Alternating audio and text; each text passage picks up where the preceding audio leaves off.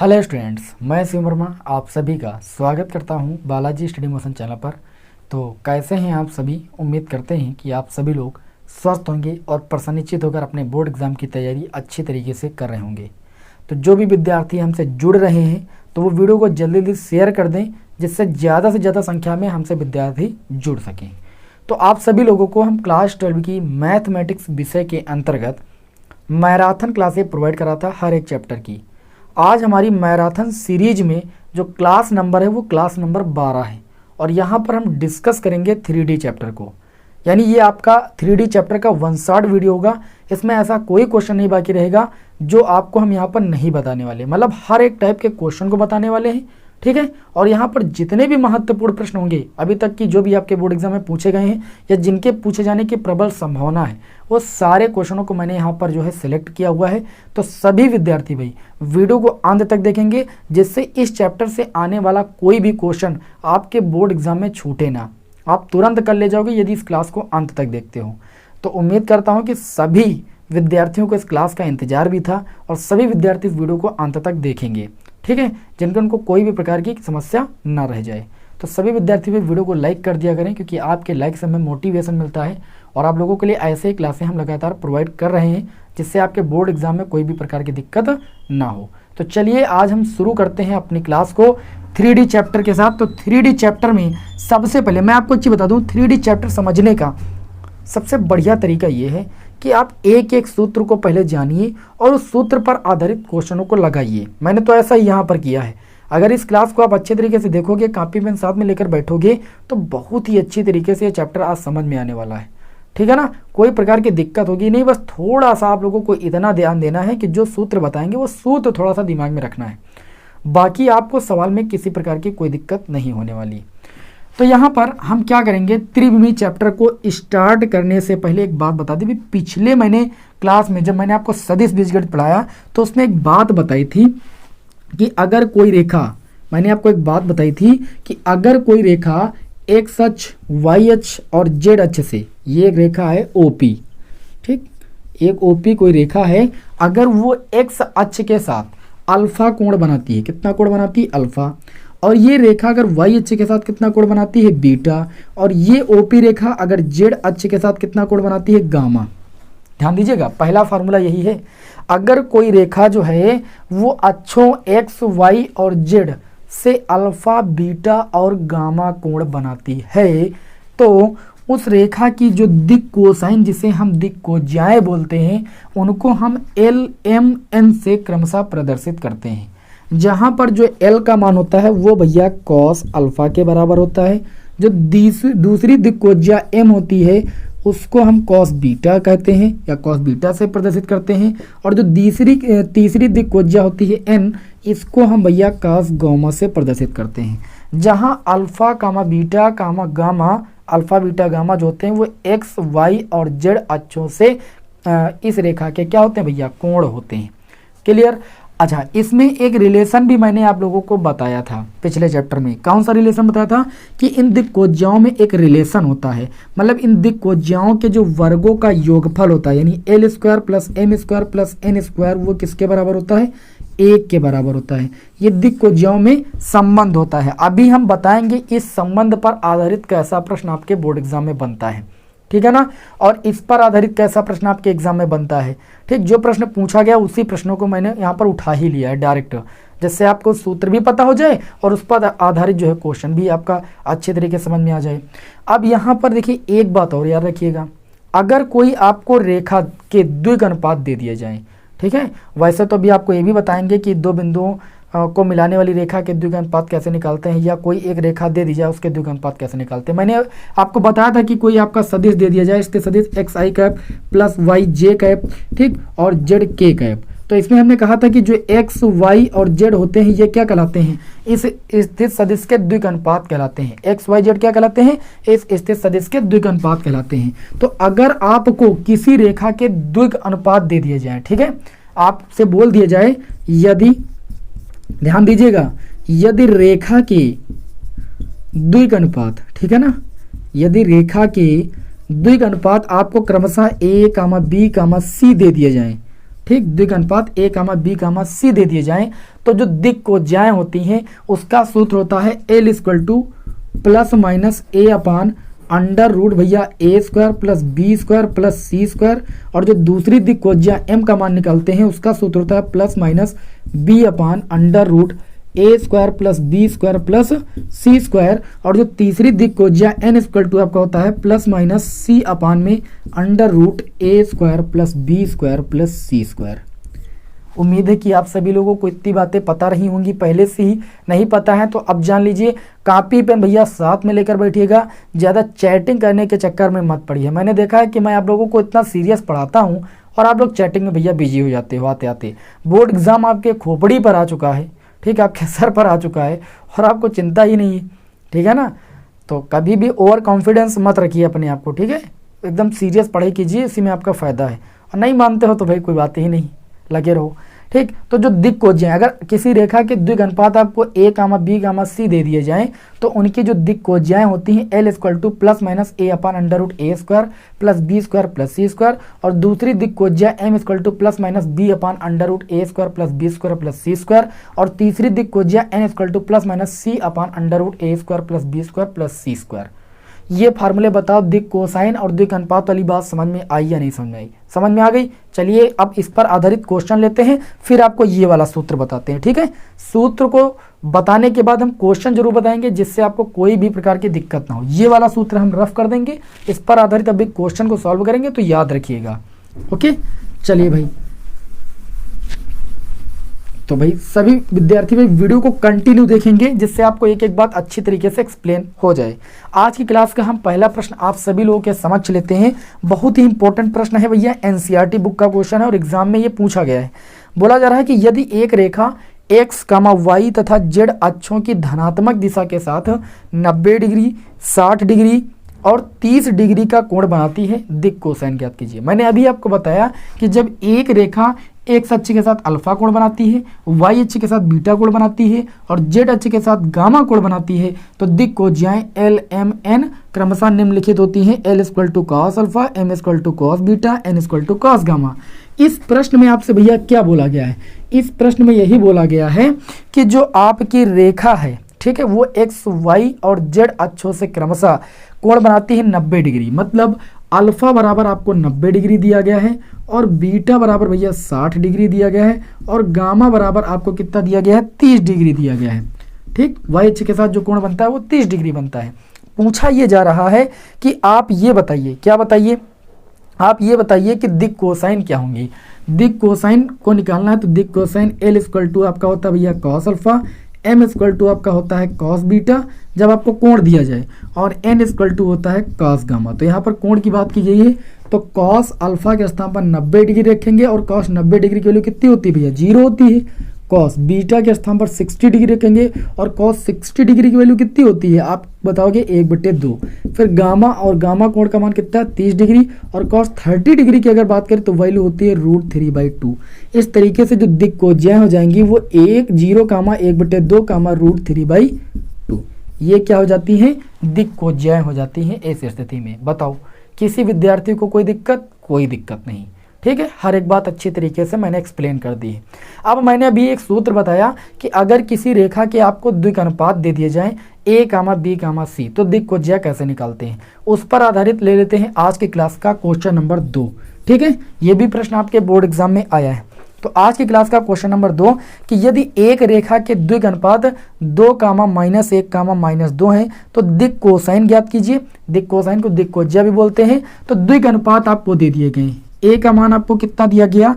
2 दे दिया गया। दूसरा द्विघानुपात इसको b से मान लेते हैं, यहाँ माना लिख लीजिएगा, ठीक। b इक्वल टू आपको दे दिया गया -1 और तीसरा द्विघानुपात दे दिया गया c इक्वल टू -2।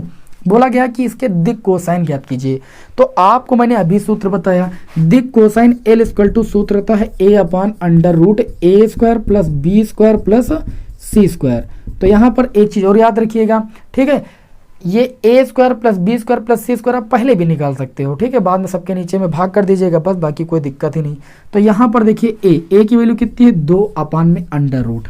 देखिए 2 का स्क्वायर करोगे, फिर माइनस 1 का स्क्वायर करोगे 1 ही आएगा, फिर माइनस 2 का स्क्वायर करोगे कितना आएगा 4 आएगा। तो डायरेक्ट यहाँ पर लिख देते हैं ना, देखिए 2 का स्क्वायर कितना हो जाएगा 4, माइनस 1 का स्क्वायर 1, माइनस 2 का स्क्वायर कितना हो जाएगा 4। इस तरीके से 2 बटे में 4 और 4 कितना हो जाएगा 8 और 1 9, अंडर रूट 9 का मान कितना होता है भाई 3 होता है। तो पहला द्विघात अनुपात 2/3 हो जाएगा। अच्छा दूसरा द्विघात अनुपात निकालना है तो ये आपका b क्या होता है सूत्र, b अपान ये होता है, तो b का मान है माइनस का 1 और अपान में इसका मान हमने एक बार निकाल दिया 3 रख दीजिए। n जो तीसरी दिक कोज्या हो जाएगी वो c अपान, तो c का मान भैया -2 और अपान में यही चीज फिर करोगे तो बटे में फिर 3 आएगा। इस तरीके से जो दिक कोज्याएं आ जाएंगी वो 2/3 कामा -1/3 कामा -2/3, ये क्या हो जाएंगे द्विक कोज्याएं। ठीक है, जब आपको किसी रेखा के द्विघात अनुपात दिए जाए तो दिक कोज्याएं आपको या दिक कोसाइन ऐसे निकालना है। याद रखिएगा बहुत ही इंपॉर्टेंट क्वेश्चन था। ठीक है, और उम्मीद है कि 1 नंबर में 2 नंबर में आएगा तो आप कर ले जाओगे। ठीक है ना। अब भी मैंने आप लोगों को ये भी बताया कि जो ये दिक कोज्याएं होती हैं LMN, इनमें संबंध क्या होता है। इसमें संबंध होता है कि इनका जो वर्ग होता है, वर्गों का योगफल वो 1 के बराबर होता है। तो इसका क्या मीन्स, ये कहाँ पर उपयोग आएगा। एक क्वेश्चन देखिए आपके एग्जाम में पूछा गया था, इसका स्क्रीनशॉट लेना है तो ले सकते हो। क्वेश्चन देखिए कैसे पूछा गया था, इसको बताते हैं। शायद अभी तक आप लोगों ने पता नहीं पढ़ा या नहीं पढ़ा है। जो क्वेश्चन लेने जा रहे हैं बहुत ही मज़ेदार क्वेश्चन है। देखिए इसमें क्या पूछा गया है, इसमें पूछा गया है, हाँ इसमें पूछा गया कि क्या कोई रेखा x, y तथा z अक्षों से क्रमशः 90 डिग्री, 60 डिग्री तथा 45 डिग्री का कोण बना सकती है। उत्तर की पुष्टि कीजिए। तो इन्होंने कहा कोई रेखा जो है x अक्ष के साथ कितना कोण बना सकती है 90 डिग्री, मतलब अल्फा का मान कितना दिया गया 90 डिग्री। ठीक, क्वेश्चन नंबर 3 होगा आज की क्लास का। और जो बीटा y अक्ष के साथ जो कोण बना रही है उसको हम बीटा से व्यक्त करेंगे, वो आपको 60 डिग्री दिया गया है। और जो गामा दिया गया है मतलब z अक्ष के साथ जो कोण बनाती है वो 45 डिग्री। आपसे पूछा जा रहा है कि कोई रेखा x अक्ष के साथ और y अक्ष के साथ z अक्ष के साथ इतना इतना कोण बना सकती है। अगर बना सकती है तो उत्तर की पुष्टि कीजिए। तो आप क्या करोगे, आप सबसे पहले यहाँ पर इसकी निकाल लोगे दिक कोज्याएं।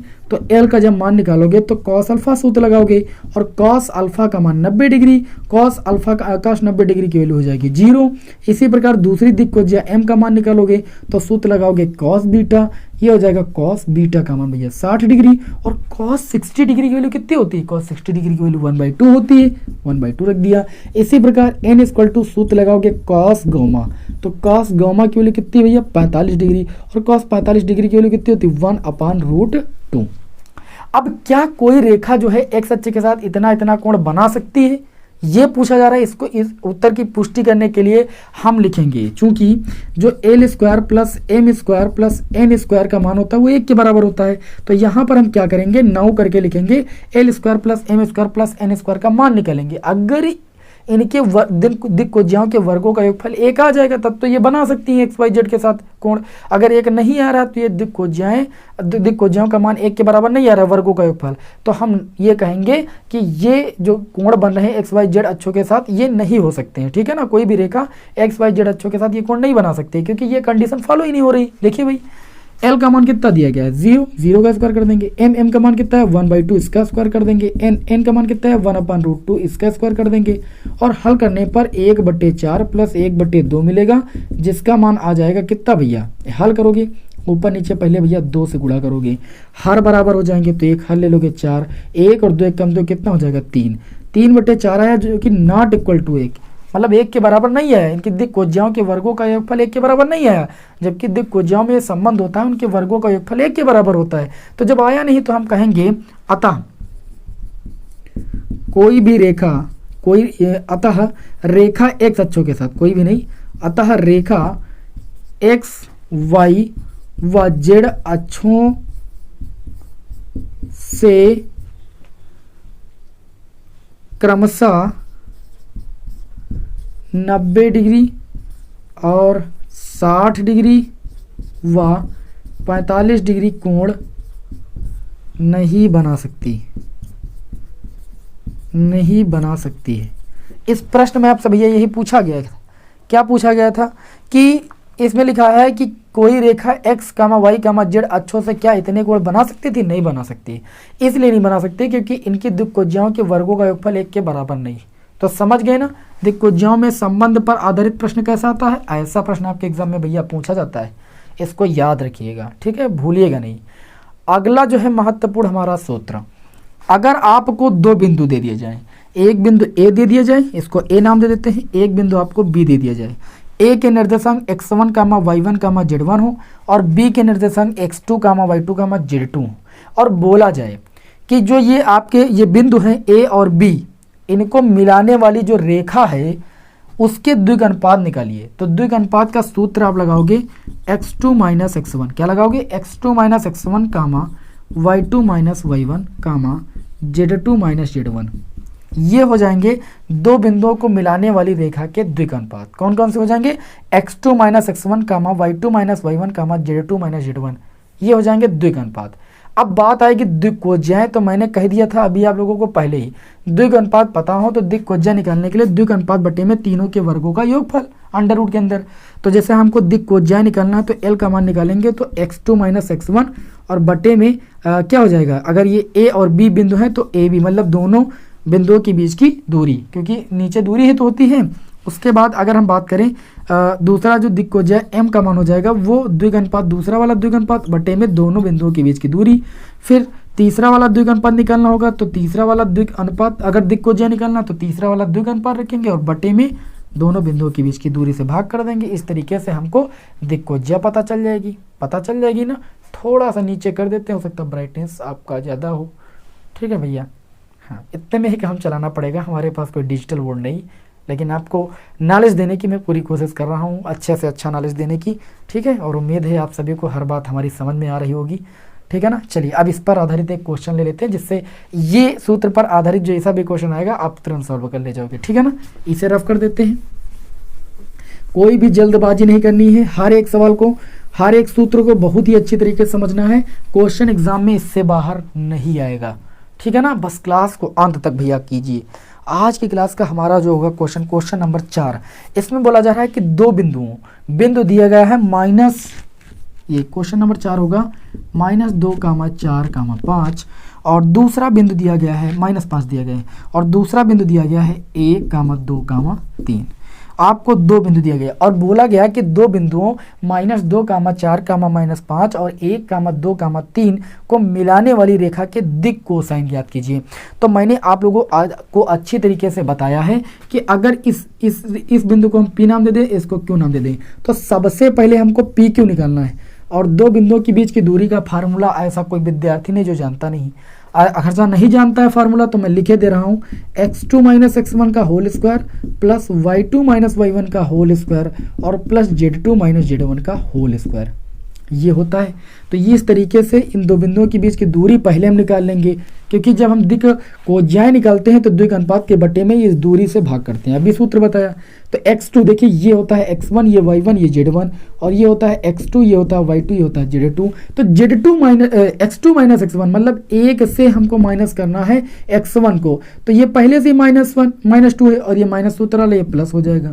फिर y2 माइनस y1, y2 का मान भैया 2 है, माइनस y1 का मान कितना है 4, ठीक। फिर z2 का मान आपका 3 है और माइनस z1 का मान -5 है और माइनस सूत्र वाला ये भैया प्लस हो जाएगा, स्क्वायर कर लेंगे।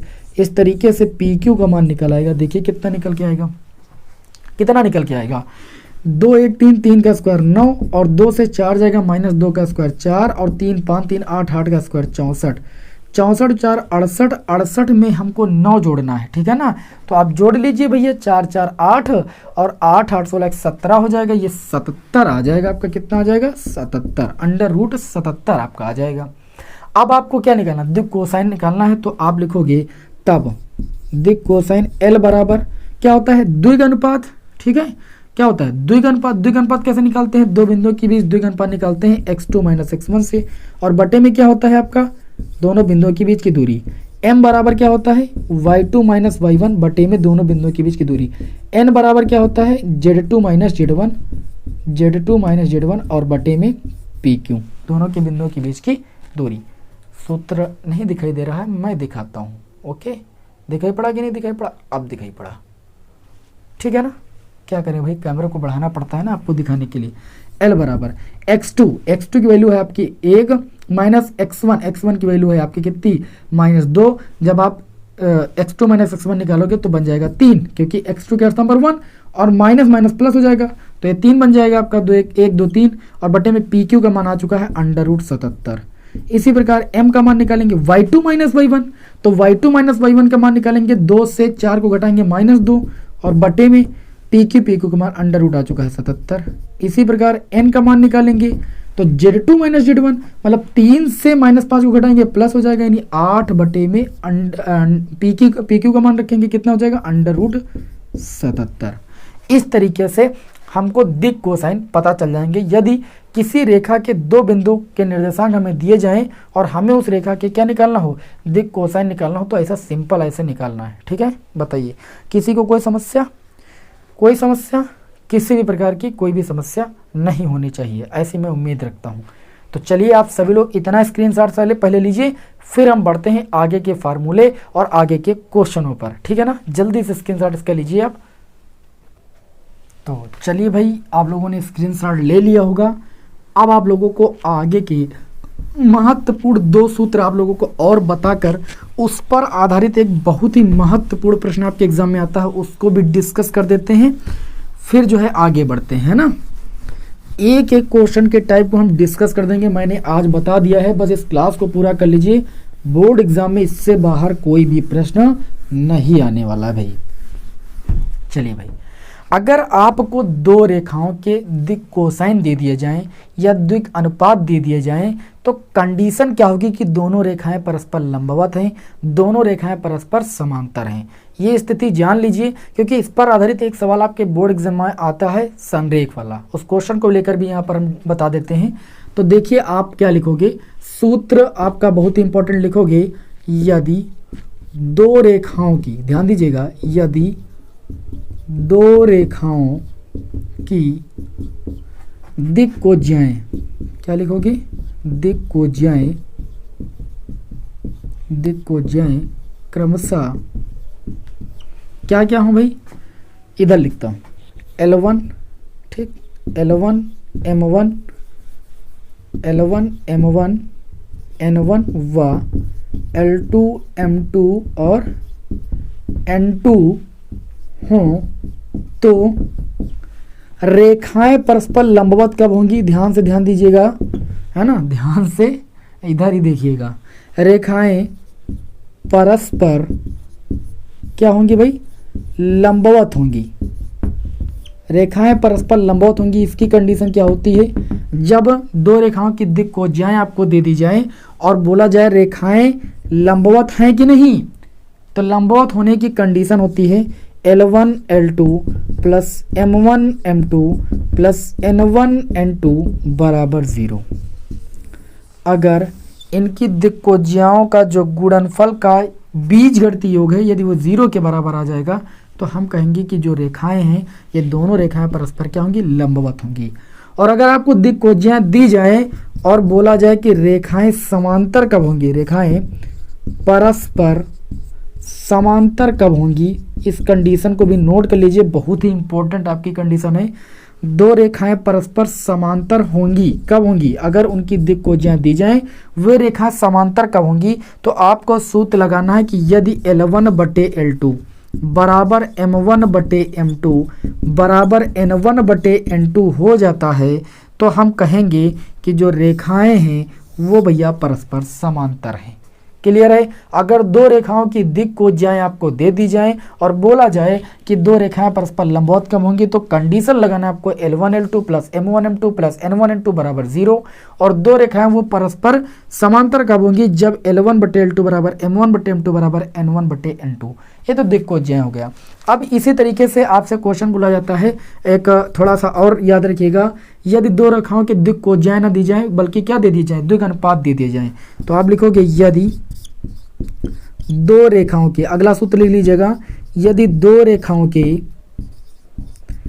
द्विक अनुपात, क्या भाई? द्विक अनुपात, 2 रेखाएं है ना, द्विक अनुपात क्रमशः कितने कितने दे दिए जाए? A1 B1 और C1 व A2 B2 और C2 हों, तो जो रेखाएं हैं, रेखाएं परस्पर लंबवत कब होंगी? बिल्कुल परस्पर लंबवत होंगी अगर द्विग अनुपात दे दिए जाएं तो रेखाएं परस्पर लंबवत कब होंगी, इसके लिए भैया आपको सूत्र लगाना है, इधर लिख देते हैं। इसके लिए सूत्र लगाना है a1a2 plus b1b2 plus c1c2 equal to 0। क्या सूत्र लगाना है, a1a2 b1b2 plus c1c2 equal to 0। अगर ये a1a2 b1b2 c1c2 द्विग अनुपात है किसी दो रेखाओं के, ठीक, तो इनके गुणनफल का जो बीजगणितीय योग अगर 0 के बराबर आता है तो हम कहेंगे कि वो दोनों रेखाएं परस्पर क्या होंगी, लंबवत होंगी। क्लियर है। अगर और दूसरी बात, रेखाएं समांतर कब होंगी अगर द्विग अनुपात दिया गया है, तो रेखाएं समांतर होंगी। भैया सूत्र बहुत जरूरी है, सूत्र नहीं जानोगे तो सवाल बताएंगे समझ में नहीं आएगा। तो रेखाएं समांतर कब होंगी, रेखाएं समांतर होंगी यदि इनके द्विग अनुपातों का मान, मतलब जो द्विग अनुपात हो इनका अनुपात, ठीक, दोनों रेखाओं के द्विग अनुपातों का अनुपात जो परस्पर अगर बराबर होता है तो हम कहते हैं कि दोनों रेखाएं परस्पर क्या होंगी, समांतर। द्विग को ज्या देंगे तब भी इसी तरीके से फार्मूला लगाना है, द्विग अनुपात दिया जाएगा तब भी आपको इसी तरीके से फार्मूला लगाना है। एक चीज ध्यान रखिएगा, अगर जैसे मान लीजिए आपको एक बिंदु ए दे दिया गया, एक बी दे दिया गया, एक बिंदु सी दे दिया गया, ठीक, अब आपको ये पता है कि हम ये जानते हैं कि दो रेखाएं परस्पर समांतर कब होती हैं, ठीक, ये तो सभी को पता है। अगर आपसे ये कहा जाए कि दो रेखाएं संरेख दिखाइए, संरेख दिखाइए, तो आप क्या करोगे, इस रेखा के क्या निकालोगे, द्विग अनुपात निकालोगे, और इस बीसी रेखा के दूसरी रेखा के द्विग अनुपात निकालोगे।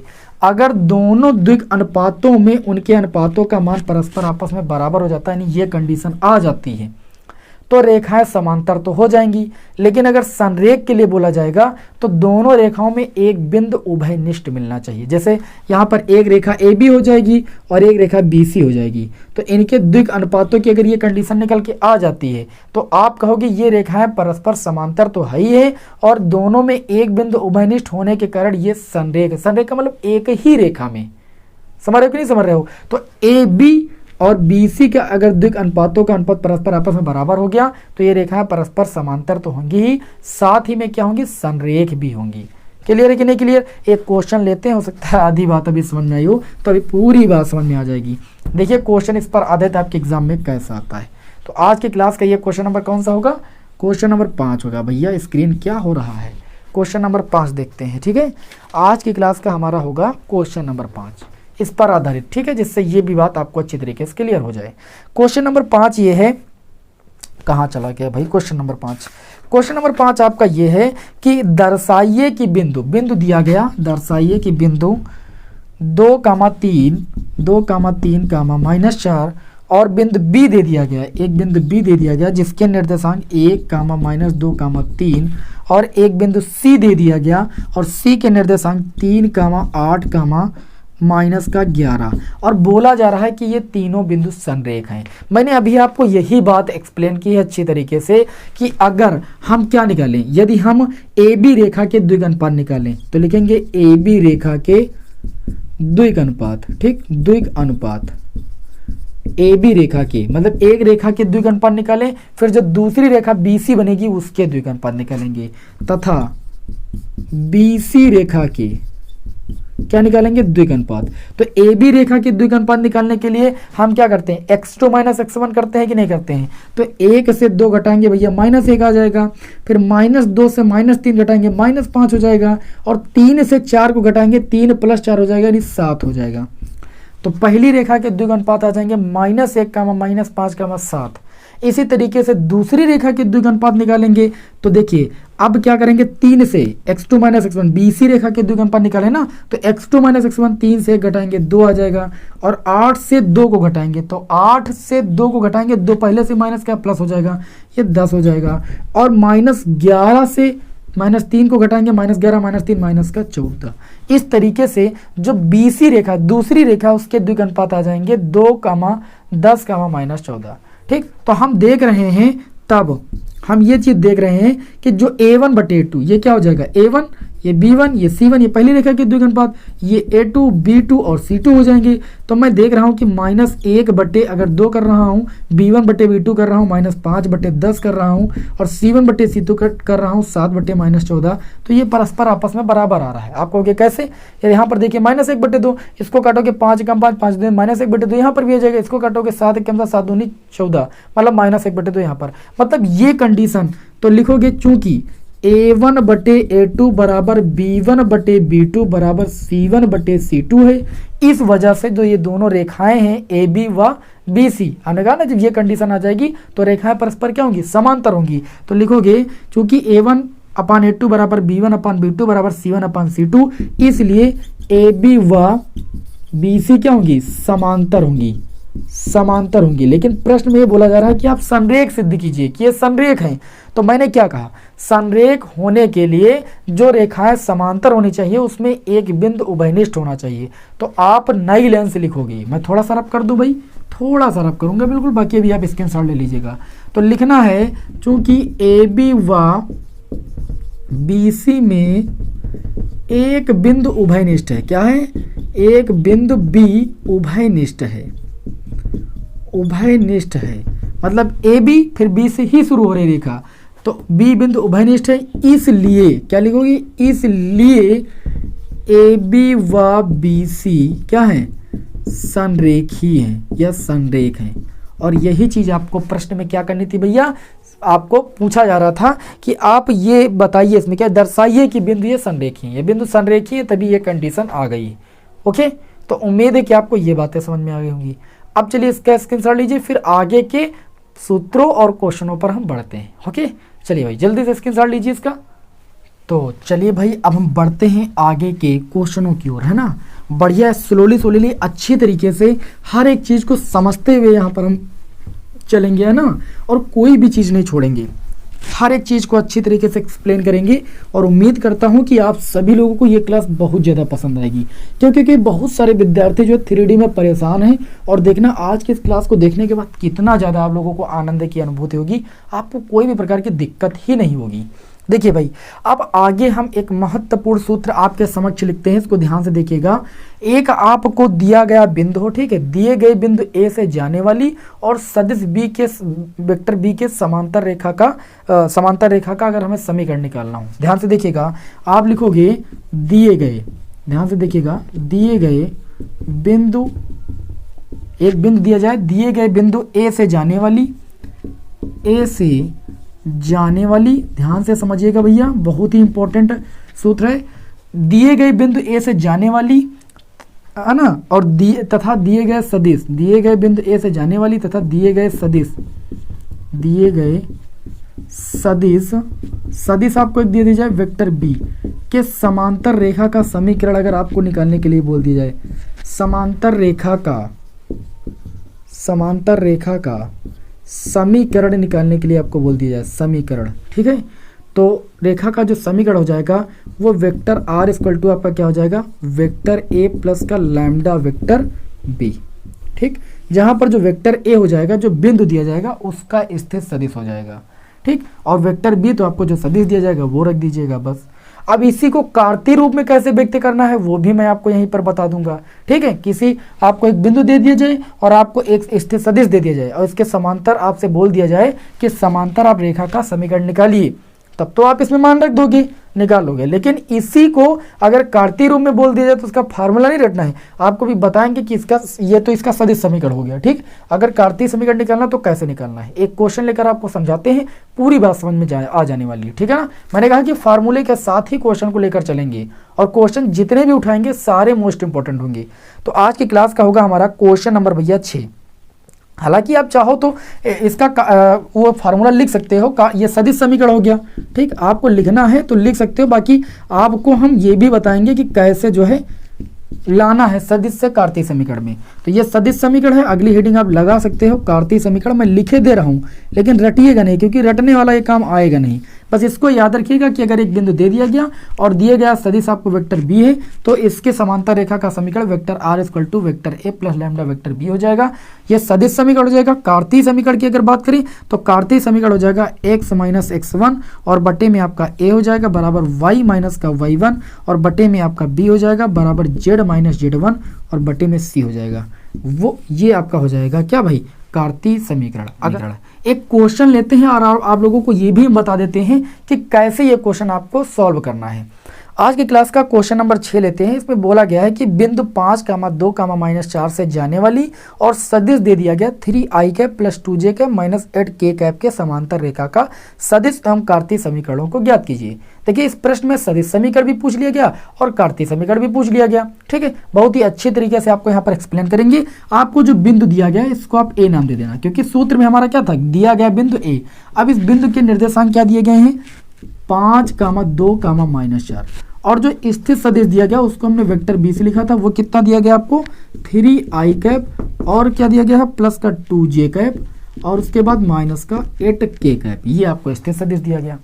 एक बिंदु से दिए गए बिंदु से जाने वाली और दिए गए सदिश के समांतर रेखा का जो समीकरण होता है वो क्या होता है भाई, आप कहोगे पहले लिखोगे बिंदु ए का स्थित सदिश। माना बिंदु ए का स्थित सदिश हम निकालेंगे, है ना, सदिश जो आपको बिंदु दिया गया है इसका हम सदिश निकालेंगे तो इसको वेक्टर ए से लिखेंगे। ये आपका हो जाएगा 5i cap plus 2j cap फिर माइनस का 4k कैप और वेक्टर बी का मान तो आपको दिया गया है। कितना दिया गया है, 3i cap plus 2j cap और माइनस का 8k कैप। तब सदिश समीकरण कितना हो जाएगा भाई, अभी मैंने आपको सूत्र बताया।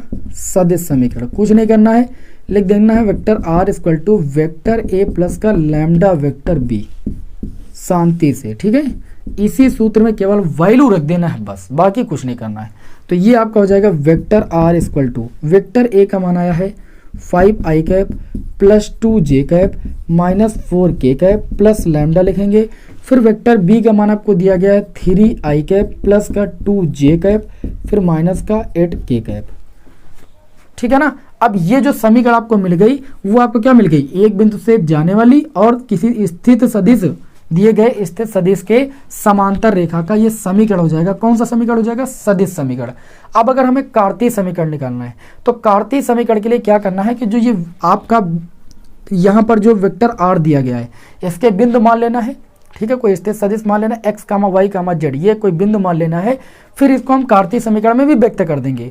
आप चाहो तो डायरेक्ट फार्मूला लगा सकते हो कार्तीय समीकरण के लिए, और अगर यहीं से कार्तीय समीकरण में व्यक्त करना है तो आप क्या करोगे, लिखोगे कार्तीय समीकरण, लिखोगे कार्तीय समीकरण। आपको फार्मूला ही नहीं ये वाला याद करना पड़ेगा। कार्तीय समीकरण में व्यक्त करना क्या कीजिए, वेक्टर आर के स्थान पर लिख दीजिए xi कैप प्लस का yj कैप और प्लस का zk कैप। लिख सकते हो कि नहीं लिख सकते हो।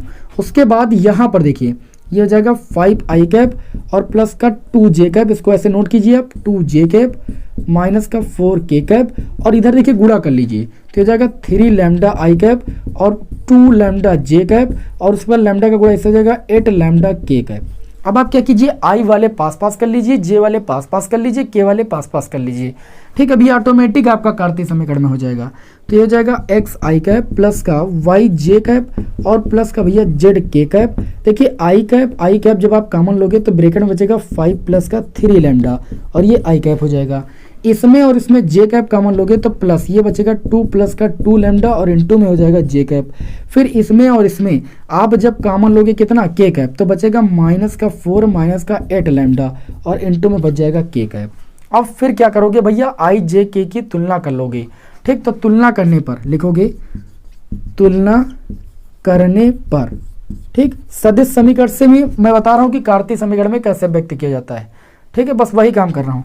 तो तुलना करने पर आप क्या करोगे, देखोगे यहाँ पर i का गुणांक है 5 प्लस 3 लैम्डा, यहाँ पर i का गुणांक x है तो x का मान हो जाएगा 5 प्लस का 3 लैम्डा। तो लैम्डा का मान यहाँ से निकालोगे तो x माइनस 5 बटे कितना मिलेगा, 3। ठीक है, हर स्थिति में लैम्डा का मान निकालना है, फिर लैम्डा को विलुप्त कर देना है, फिर जो समीकरण आएगी वही आपकी कार्तीय समीकरण हो जाएगी। ठीक, फिर यहाँ पर हम देखिए j का यहाँ पर गुणांक है 2 प्लस का 2 लैम्डा, यहाँ पर जे का गुणांक y है तो y के बराबर दिखा देंगे, तो लैम्डा बराबर आ जाएगा y माइनस 2 और अपान में 2। उसके बाद यहाँ पर देखिए k का गुणांक आया है माइनस का 4 माइनस का 8 लैम्डा, और यहाँ पर k का गुणांक z है, तो इस तरीके से minus 8 lambda equal to Z और प्लस 4 हो जाएगा, माइनस 4 उधर जाएगा, यानी लैम्डा बराबर निकालेंगे तो -8 बटे में आ जाएगा। इस तरीके से लैम्डा का मान ये तीनों लैम्डा के मान है, ठीक। तो ये तीनों चीजें आपस में क्या होंगी भाई, बराबर होंगी, क्योंकि तीनों लैम्डा के मान है। अब यहाँ पर लिखेंगे लैम्डा को विलुप्त करने पर, क्या करने पर भाई, विलुप्त करने पर। इसे भैया थोड़ा सा रफ नहीं करेंगे फिलहाल, अभी देखना इसी रूप में आ जाएगा, यहीं पर नीचे लिखते हैं, लिखेंगे लैम्डा को विलुप्त करने पर। सभी विद्यार्थी भाई इधर ध्यान देंगे, नहीं बात में समझ में नहीं आएगा। लैम्डा को विलुप्त करने पर, जब लैम्डा को विलुप्त करेंगे तो जो x माइनस 5 अपान में 3 हो जाएगा, ये किसके बराबर हो जाएगा, y माइनस 2 अपान में 2, और ये हो जाएगा z प्लस 4 अपान में -8, ठीक। अपान में कितना है भैया, -8। अब आप बताइए, यहाँ पर आप देख सकते हो कि ये जो समीकरण आ गई है, यही ये देखिए आपका सदिश समीकरण था, और इसी समीकरण को मैंने कार्तीय समीकरण में व्यक्त कर दिया, ठीक। कार्तीय समीकरण यही तो थी, देखिए उसी रूप में व्यक्त हो गई कि नहीं व्यक्त हो गई। तो किसी दिए गए सदिश समीकरण से कार्तीय समीकरण में हम इसको ऐसे व्यक्त कर सकते हैं। अगर आपको डायरेक्ट ये चीज रटना हो तो रट डालिए भाई, कोई दिक्कत की बात नहीं। आपको जो बिंदु दिया गया है इसको आप नाम दीजिए x1 y1 और z1, और इसको a b c, और डायरेक्ट सूत्र में वैल्यू रख दिए x माइनस x1 का मान 5 हो जाएगा, y माइनस y1 का मान रख दीजिए, z माइनस z1 का मान रख दीजिए, a b c बटे में भाग कर दीजिए, कार्तीय समीकरण एक ही लाइन में निकल के आ जाएगा। लेकिन उसके लिए आपको ये फार्मूला भैया रटना पड़ेगा, ठीक। ऐसे रहेगा तो आपको केवल एक ही बिंदु और किसी आपको दे दिया गया सदिश के समांतर रेखा का समीकरण निकालना, vector r equal to vector a plus lambda b लगाइए, और उसके बाद सदिश समीकरण आपको मिल जाएगा। सदिश से कार्तीय समीकरण में ऐसे आप व्यक्त कर लीजिए आराम से, कितना सिंपल है। इससे आपको फार्मूला भी नहीं रटना पड़ेगा, नहीं बाकी आप ये फार्मूला रट सकते हो। रट क्या याद होगा तो अच्छी बात है, ठीक। जैसे मान लीजिए आपको सदिश समीकरण दे दिया गया और बोल दिया गया कार्तीय समीकरण के रूप में व्यक्त कीजिए, जैसे एक सवाल ले ही लेते हैं आपके समक्ष, ठीक। ये तो मान लीजिए आपको ऐसे एक बिंदु दे दिया गया, सदिश एक दे दिया गया, और इसके समांतर हमने सदिश का समीकरण निकाल लिया, इसको कार्तीय रूप में भी व्यक्त कर लिया। अब जैसे आपको दे दिया जाए एक कार्तीय समीकरण दे दिया जाए और आपसे बोला जाए इसको सदिश समीकरण के रूप में व्यक्त कीजिए, तो कैसे व्यक्त करना उसको भी भैया हम इसी वक्त बता देते हैं, ठीक है ना। ध्यान से देखिएगा भाई, इसे आप कर दें। स्क्रीनशॉट ले लिया कि नहीं ले लिया भाई, जरूर ले लीजिएगा। स्क्रीनशॉट लेने में आप बिल्कुल भी पीछे नहीं पड़िएगा, क्योंकि आज की क्लास बहुत ही दमदार क्लास होने वाली है। 3D में हम दिक्कत नहीं होने देंगे 1% की, आप क्यों टेंशन ले रहे हो। बस पूरा फोकस इधर कीजिएगा, बस फोकस आप बात करने में मत नहीं कीजिएगा, जिससे आपको समझ में आ जाए। तो एक सवाल ले लेते हैं आप सभी लोगों के समक्ष हम, ठीक है। बहुत ही ध्यान से आप सभी लोग देखिएगा। जैसे आपको एक रेखा का समीकरण दे दिया गया, ठीक, ध्यान दीजिएगा। आपसे बोला जाए, क्या बोला जाए कि एक रेखा का कार्तीय समीकरण x प्लस 3 अपान में 2 है, y माइनस 5 अपान में 4 है, बराबर z अरे थोड़ी गलती भी पढ़ने में। एक रेखा का कार्तीय समीकरण x प्लस 3/2 बराबर y माइनस 5/4 बराबर z प्लस 6/2 है। इस रेखा का सदिश समीकरण निकालिए। सिंपल है, पहले कार्तीय समीकरण को लिखते हैं। कितना दिया गया है, x प्लस 3 और अपान में कितना दिया गया, 2 दिया गया, और फिर दिया गया y माइनस का 5 और अपान में 4 दिया गया, और इक्वल टू दिया गया z प्लस का 6 अपान में कितना दिया गया, 2 दिया गया। ये कार्तीय समीकरण है। अब कार्तीय समीकरण सभी लोग जानते हो क्या होता है, x माइनस x1 लिखेंगे नीचे की तुलना हम कार्तीय समीकरण से करेंगे। किस समीकरण से, x माइनस x1 बटे में a बराबर y माइनस y1 बटे में b बराबर z माइनस z1 बटे में c से करने पर करेंगे, तभी तो हमको x1 y1 z1 a b c का मान पता चलेगा। और जब तक ये मान नहीं पता चलेगा तब तक हम इसको सदिश समीकरण के रूप में लिख ही नहीं सकते हैं, ठीक है। तो चलिए भाई, तो यहाँ से करने पर, तुलना करने पर, अब आप बताइए x माइनस x1 बराबर हम जब रखेंगे x प्लस 3, तो आप सभी लोग बता सकते हो कि x1 का मान कितना आएगा, माइनस का 3। अच्छा, y1 का मान कितना आ जाएगा, y1 का मान भैया प्लस का 5 आ जाएगा, और z1 का मान कितना आ जाएगा, z1 का मान माइनस का 6 आएगा, क्योंकि यहाँ प्लस है ना, ये माइनस हो जाएगा, माइनस 6 हो जाएगा। अच्छा, ए बी सी का मान कितना आ जाएगा, ए का मान यहाँ 2 है, 2 आ जाएगा, बी का मान कितना आ जाएगा, 4 आ जाएगा, और सी का मान कितना आ जाएगा, सी का मान भैया 2 आ जाएगा, ठीक। जब आप इसकी कार्तीय समीकरण से तुलना कर लोगे तो आपको ए बी सी का मान पता हो जाएगा, x1 y1 z1 का मान पता हो जाएगा। और मैंने आपको बताया कि जब हम सदिश समीकरण लिखते हैं, ध्यान दीजिएगा, सदिश समीकरण, तो सदिश समीकरण क्या होता है, सदिश समीकरण वेक्टर r इक्वल टू आपका होता है वेक्टर a प्लस का लैम्डा वेक्टर b होता है। ठीक, जहां पर जो आपका वेक्टर बी होता है वो सदिश होता है ना, तो सदिश के जो द्विघानुपात होते हैं ए बी सी होते हैं, और x1 y1 z1 ये बिंदु होता है। कौन सा बिंदु? ये वेक्टर ए का ये वेक्टर, ये बिंदु ही तो होता है। अभी हमने आपको बताया कि बिंदु ए से जाने वाले, तो ये बिंदु होता है और ये स्थित सदिश होता है। तो स्थित सदिश के ए बी सी ये द्विघानुपात हो जाते हैं, और जो यहाँ पर ये बिंदु आता है इससे जो सदिश बनाते हैं वो वेक्टर ए का मान हो जाता है।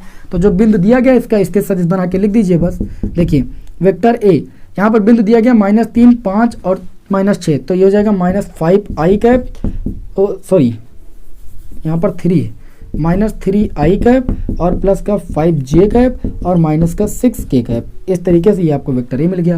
प्लस लैम्डा लगाइए, वेक्टर बी लिखना है तो ये आपके द्विघानुपात इससे सदिश बना दीजिए, तो ये हो जाएगा 2i कैप और प्लस का 4j कैप और प्लस का 2k कैप। अब ये आपका सदिश रूप में आ गया, क्योंकि सदिश समीकरण यही तो होता है, vector are equal to vector A plus का लैम्डा वेक्टर बी, तो यही सदिश समीकरण होता है। इसी सदिश समीकरण को मैंने कार्ती से सदिश में भी व्यक्त कर दिया और सदिश से मैंने कार्ती में भी व्यक्त करना आपको बता दिया। उम्मीद करता हूँ कि क्वेश्चन आएगा तो आप कर ले जाओगे, ठीक है ना। बताइए कोई दिक्कत तो बताइए, हमें कमेंट करके तुरंत बताइए। आज मैं बहुत ही स्लोली और एक एक बात को अच्छी तरीके से एक्सप्लेन कर रहा हूँ। आज के बाद आपको दिक्कत नहीं होनी चाहिए 3D में, ठीक, क्योंकि बहुत कमेंट किया आप लोगों ने कि सर 3D में बहुत दिक्कत है। कोई भी दिक्कत होनी नहीं चाहिए, बस इधर पूरा ध्यान केंद्रित कीजिएगा। चलिए भाई आगे देखते हैं अगला सूत्र। इसका स्क्रीनशॉट लेना है तो ले सकते हो आप। अब इसी से मिलता जुलता हुआ एक सूत्र आपको और बताते हैं। अगर देखिए यहाँ पर क्या दिया गया था कि एक बिंदु और एक आपको सदिश दिया गया था, इसके समांतर रेखा का समीकरण निकालना था। अब जैसे आपसे ये बोल दिया जाए कि 2 बिंदु दे दिए जाए, ठीक है, आपको 2 बिंदु दिए, सूत्र हो जाएगा 2 दिए गए बिंदुओं से जाने वाली रेखा का समीकरण।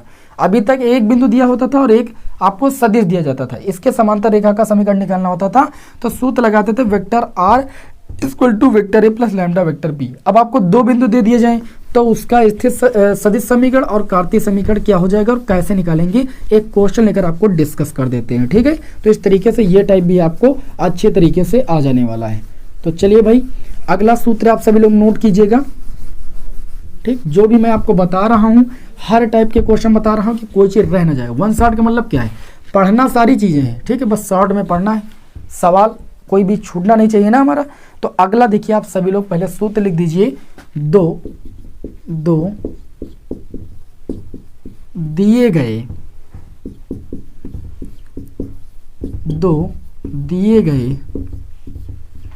बिंदुओं से जाने वाली रेखा का समीकरण। आपको 2 बिंदु दिए जाएं तो 2 दिए गए बिंदुओं से जाने वाली रेखा का समीकरण निकालना हो तो समीकरण भैया 2 टाइप से निकाला जाएगा। एक सदिश समीकरण, तो लिखेंगे सदिश समीकरण। अभी मैंने एक सदिश और कार्तीय समीकरण बताया था, तो सदिश समीकरण के लिए आप कौन सा सूत्र लगाओगे, सदिश समीकरण देखिए उसमें लगा था vector are equal to vector A plus का लैम्डा वेक्टर बी, क्योंकि वहां पर आपको ये सदिश दिया गया था, ये बिंदु दिया गया था, यहाँ पर आपको दोनों बिंदु दिए गए हैं, ठीक। तो दोनों बिंदु के सदिश पहले निकालना पड़ेगा, वेक्टर ए वेक्टर बी, उसके बाद आपको वेक्टर आर इक्वल टू लगाना है वेक्टर ए plus lambda vector B minus का वेक्टर ए, बस इतना करना है। ये हो जाएगा 2 दिए गए बिंदुओं से जाने वाली रेखा का सदिश समीकरण। अच्छा, जैसे आपको कार्तीय समीकरण निकालना पड़ जाए, इसी का कार्तीय समीकरण निकालना पड़ जाए, तो कार्तीय समीकरण कैसे निकालोगे भाई, अभी अच्छी तरीके से मैंने एक्सप्लेन ही कर दिया है। तो कार्तीय समीकरण का सूत्र हो जाएगा x माइनस x1। अब चूंकि 2 बिंदु हैं तो 2 बिंदुओं का जो द्विघानुपात होता है, जैसे एक बिंदु होता है x1, y1, z1, दूसरा बिंदु हो जाता है x2, y2, z2। हम करते क्या है, कार्तीय समीकरण में x माइनस x1 लिखने के बाद द्विघानुपात ही तो लिखते हैं। तो 2 बिंदुओं का द्विघानुपात क्या होता है, x2 माइनस x1 होता है कि नहीं होता है। दूसरा द्विघानुपात क्या हो जाएगा, y2 माइनस y1, और तीसरा क्या होता जाएगा, z2 माइनस z1। तो बस यही करना है, इसके नीचे लिख देना है x2 माइनस x1। इसी तरीके से y माइनस y1 बटे में द्विघानुपात क्या हो जाएगा, y2 minus y1 equal to फिर कितना हो जाएगा, z माइनस z1, और बटे में द्विघानुपात कितना हो जाएगा, z2 माइनस z1। ये हो जाएगा 2 बिंदुओं से जाने वाली रेखा का कार्तीय समीकरण। बताइए किसी को कोई समस्या तो होगी, एक प्रश्न ले लेते हैं, बस समस्या खत्म। ये आज की क्लास का हमारा क्वेश्चन नंबर होगा 8, ठीक है ना। देखिए मैं आप लोगों के लिए इसीलिए एक एक सूत्र के साथ साथ उसका महत्वपूर्ण प्रश्न लेकर चल रहा हूँ, कि आपको इस चैप्टर में कोई भी दिक्कत ना हो, और मैं उम्मीद कर रहा हूं कि आपको बहुत ही अच्छी तरीके से समझ में आ रहा होगा। चलिए देखते हैं भाई आज की क्लास का क्वेश्चन नंबर 8। बोला गया है कि बिंदु -1,0,2, ठीक, बिंदु दिया गया -1,0,2 और दूसरा बिंदु दे दिया गया 3,4,6। बोला जा रहा है कि बिंदुओं से होकर जाने वाली रेखा का सदिश समीकरण निकालिए। हम कहते हैं सदिश नहीं, हमको सदिश और कार्तीय दोनों निकालना है। तो हमको करना क्या, मैंने क्या कहा कि जो दो बिंदु दिए जाएंगे इनके सदिश निकालना है। तो पहले वेक्टर 1 इसको सदिश रूप में बदलेंगे तो ये हो जाएगा भैया आई कैप, क्योंकि गुणांक आपका -1 है। फिर आपका हो जाएगा 0 जे कैप, क्योंकि यहाँ पर गुणांक आपका 0 है। फिर प्लस का 2 के कैप हो जाएगा। अच्छा, वेक्टर बी का मान निकालेंगे तो कितना आ जाएगा 2 आई कैप प्लस का 4 जे कैप और प्लस का 6 के कैप हो जाएगा कि नहीं हो जाएगा। हमने क्या कहा कि जो सदिश समीकरण होता है, जो भैया सदिश समीकरण होता है, दो दिए गए बिंदुओं से जाने वाली रेखा का जो सदिश समीकरण होता है, मैंने अभी आपको बताया कि सदिश समीकरण का फॉर्मूला होता है, क्या होता है, vector are equal to vector A plus का lambda vector B minus vector a, bracket के अंदर vector B minus vector a. होता है कि नहीं होता है। तो हम क्या करेंगे, हमको वेक्टर ए का मान पता चल ही गया है, हमको चाहिए vector B minus vector A. तो यहाँ पर लगाएंगे vector B minus vector A सबसे पहले। तो वेक्टर बी से वेक्टर ए को घटाएंगे तो आई से आई वाला घटेगा, जे से जे वाला घटेगा, के से के वाला घटेगा। तो घटाएंगे भैया 3 आई कैप से ये आई कैप जाएगा, ये जुड़ जाएगा, ठीक है, 4 आई कैप हो जाएगा। अच्छा, 4 जे से इसको घटाएंगे तो ये आपका प्लस का 4 जे कैप ही रहेगा। 4 जे से 0 जे घटाओगे कोई मतलब नहीं। फिर आप 6 के कैप से आप 2 के कैप घटाओगे तो प्लस का 4 के कैप हो जाएगा। बताइए हो जाएगा कि नहीं हो जाएगा, इसमें कोई समस्या नहीं होनी चाहिए। फिर आगे क्या करेंगे, आप सदिश समीकरण में वैल्यू पुट कर देंगे। तो वेक्टर ए की वैल्यू है आपकी माइनस का आई कैप, 0 जे कैप को छोड़ सकते हो आप, प्लस का डायरेक्ट 2 के कैप लिख सकते हो, प्लस का लैम्डा लिखा, लैम्डा लिखिए। Vector B minus vector A का मान आपका आया है 4 आई कैप प्लस का 4 जे कैप प्लस का 4 के कैप। इस तरीके से ये आपका सदिश समीकरण आ गया। कार्तीय समीकरण में व्यक्त करना, तो मैंने अभी आपको बताया कि सदिश से कार्तीय में व्यक्त करने के लिए इसको एक्स आई प्लस वाई जे प्लस जेड कैप जे कैप लिख दीजिएगा, उसके बाद लैम्डा को विलुप्त करना है। तो चाहे वैसे कर लीजिए और चाहे तो डायरेक्ट, अगर आपको सूत्र पता है भैया कार्तीय समीकरण का सूत्र क्या होता है, x माइनस x1 बटे में x2 माइनस x1 जब दो बिंदु दिए जाए, ठीक है, बराबर y माइनस y1 बटे में y2 माइनस का y1 और z माइनस z1 बटे में z2 माइनस z1। प्रश्न में बोला नहीं गया है कि कार्तीय समीकरण के लिए, फिर भी मैं आपको बता दे रहा हूँ कि कार्तीय समीकरण निकालना तो क्या करना है आपको, x माइनस x1 तो x माइनस x1 ये भैया हो जाता है, y1 ये हो जाएगा, z1 ये आपका हो जाएगा पहले बिंदु का, और ये x2 हो जाएगा, ये y2 हो जाएगा, ये z2 हो जाएगा। कोई समस्या नहीं। तो ये हो जाएगा x माइनस x1, x1 का मान -1 माइनस ये हो जाएगा प्लस बटे में x2 माइनस x1, 3 से इसको घटाएंगे 3 1 4 हो जाएगा बराबर y माइनस y1, y1 की वैल्यू 0 है तो 0 लिख देंगे, या 0 लिखेंगे नहीं, कोई मतलब नहीं 0 लिखने से, बटे में y2 माइनस y1, 4 से 0 को घटाएंगे 4 आ जाएगा बराबर z माइनस z1 तो z माइनस z1 का मान भैया 2 है, और बटे में होता है z2 माइनस z1, 6 से 2 को घटाएंगे 4 आ जाएगा। इस तरीके से दो बिंदुओं से जाने वाली रेखा का ये कौन सा समीकरण हो जाएगा, कार्तीय समीकरण हो जाएगा। बताइए कोई दिक्कत नहीं। एक बढ़िया अच्छे तरीके से सूत्र को जान रहे हैं और उस पर आधारित हम क्वेश्चन को जान रहे हैं। इस तरीके से आप लोगों को आज बहुत ही मजा आ रहा होगा, उम्मीद करता हूं। और अच्छी तरीके से अगर हम नोट्स बना रहे हो तो त्रिविमीय चैप्टर में इससे बाहर आपका क्वेश्चन नहीं आएगा, मैं पहले ही बता रहा हूँ।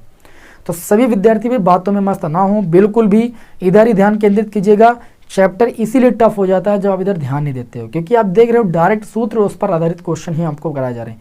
अगर आपने प्रैक्टिस नहीं किया इन सूत्रों पर आधारित क्वेश्चन की तो फिर आपको दिक्कत हो सकती है। तो प्रैक्टिस भी करने की कोशिश कीजिए ज़्यादा से ज़्यादा प्रश्नों की। ओके, आप चाहे कोई भी गेस्ट पेपर सीरीज उठा लीजिए, जितना मैं पढ़ा रहा हूँ उसको पढ़ने के बाद इससे बाहर क्वेश्चन आपको देखने को नहीं मिलेगा। चलिए भाई, इसका स्क्रीनशॉट लीजिए, फिर आगे के सूत्र और क्वेश्चन पर हम बढ़ते हैं, ठीक है ना। जल्दी से स्क्रीनशॉट लीजिए इसका। तो चलिए भाई आगे बढ़ते हैं, एक बहुत ही महत्वपूर्ण क्वेश्चन की ओर, है ना। और इसको बहुत ध्यान से देखिएगा, ये हर बार बोर्ड एग्जाम में क्वेश्चन पुट ही हो जाता है, तो इसे बहुत ही ध्यान से समझिएगा। बहुत सारे विद्यार्थी इस क्वेश्चन को समझने में कंफ्यूजन क्रिएट करते हैं, क्योंकि ये प्रश्न दो प्रकार से पूछा जा सकता है, जो मैं अब आपको बताने जा रहा हूँ। दो रेखाओं के बीच का कोण कैसे ज्ञात करते हैं, क्या क्या कंडीशन होती है, पूरा आपको बताने वाले हैं, किस किस टाइप के क्वेश्चन बनने वाले हैं। तो अगली हेडिंग लगाइएगा, दो रेखाओं के बीच का कोण, दो रेखाओं के मध्य कोण, दो रेखाओं के बीच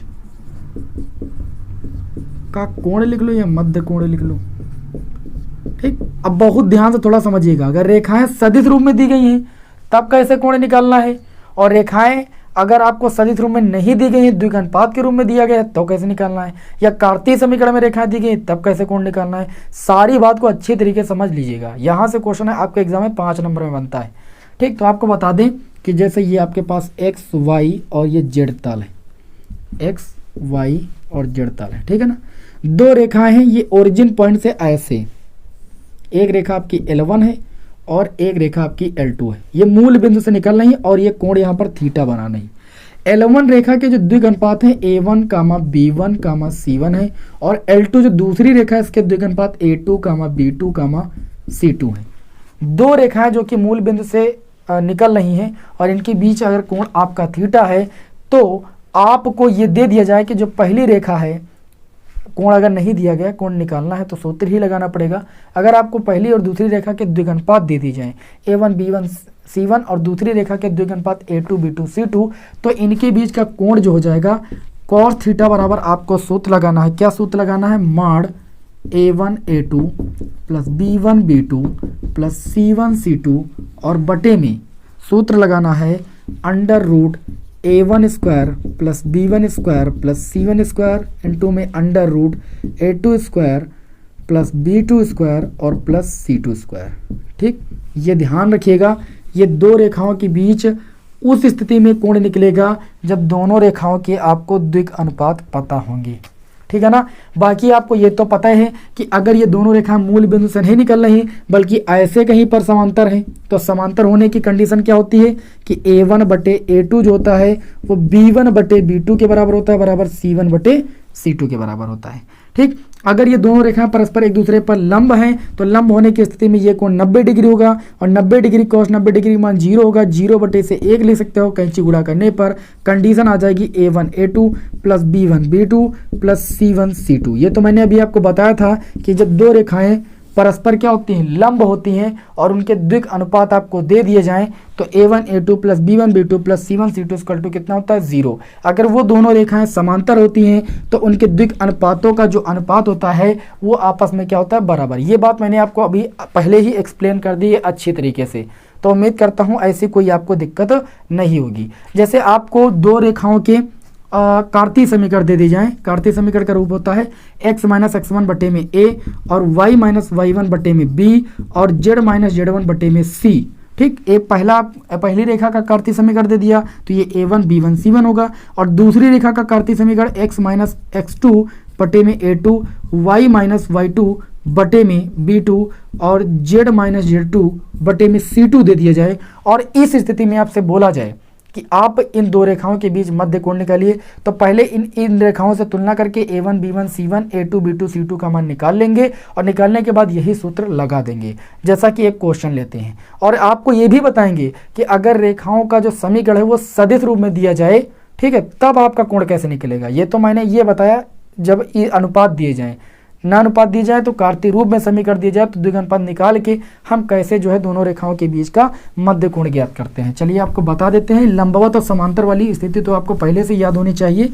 एक क्वेश्चन लेते हैं आप सभी के समक्ष, ठीक है, जिससे आपका सारा डाउट क्लियर हो जाए। तो आज की जो ये क्लास का हमारा क्वेश्चन होगा, ये क्वेश्चन नंबर भैया कौन सा होगा? क्वेश्चन नंबर 9 होगा।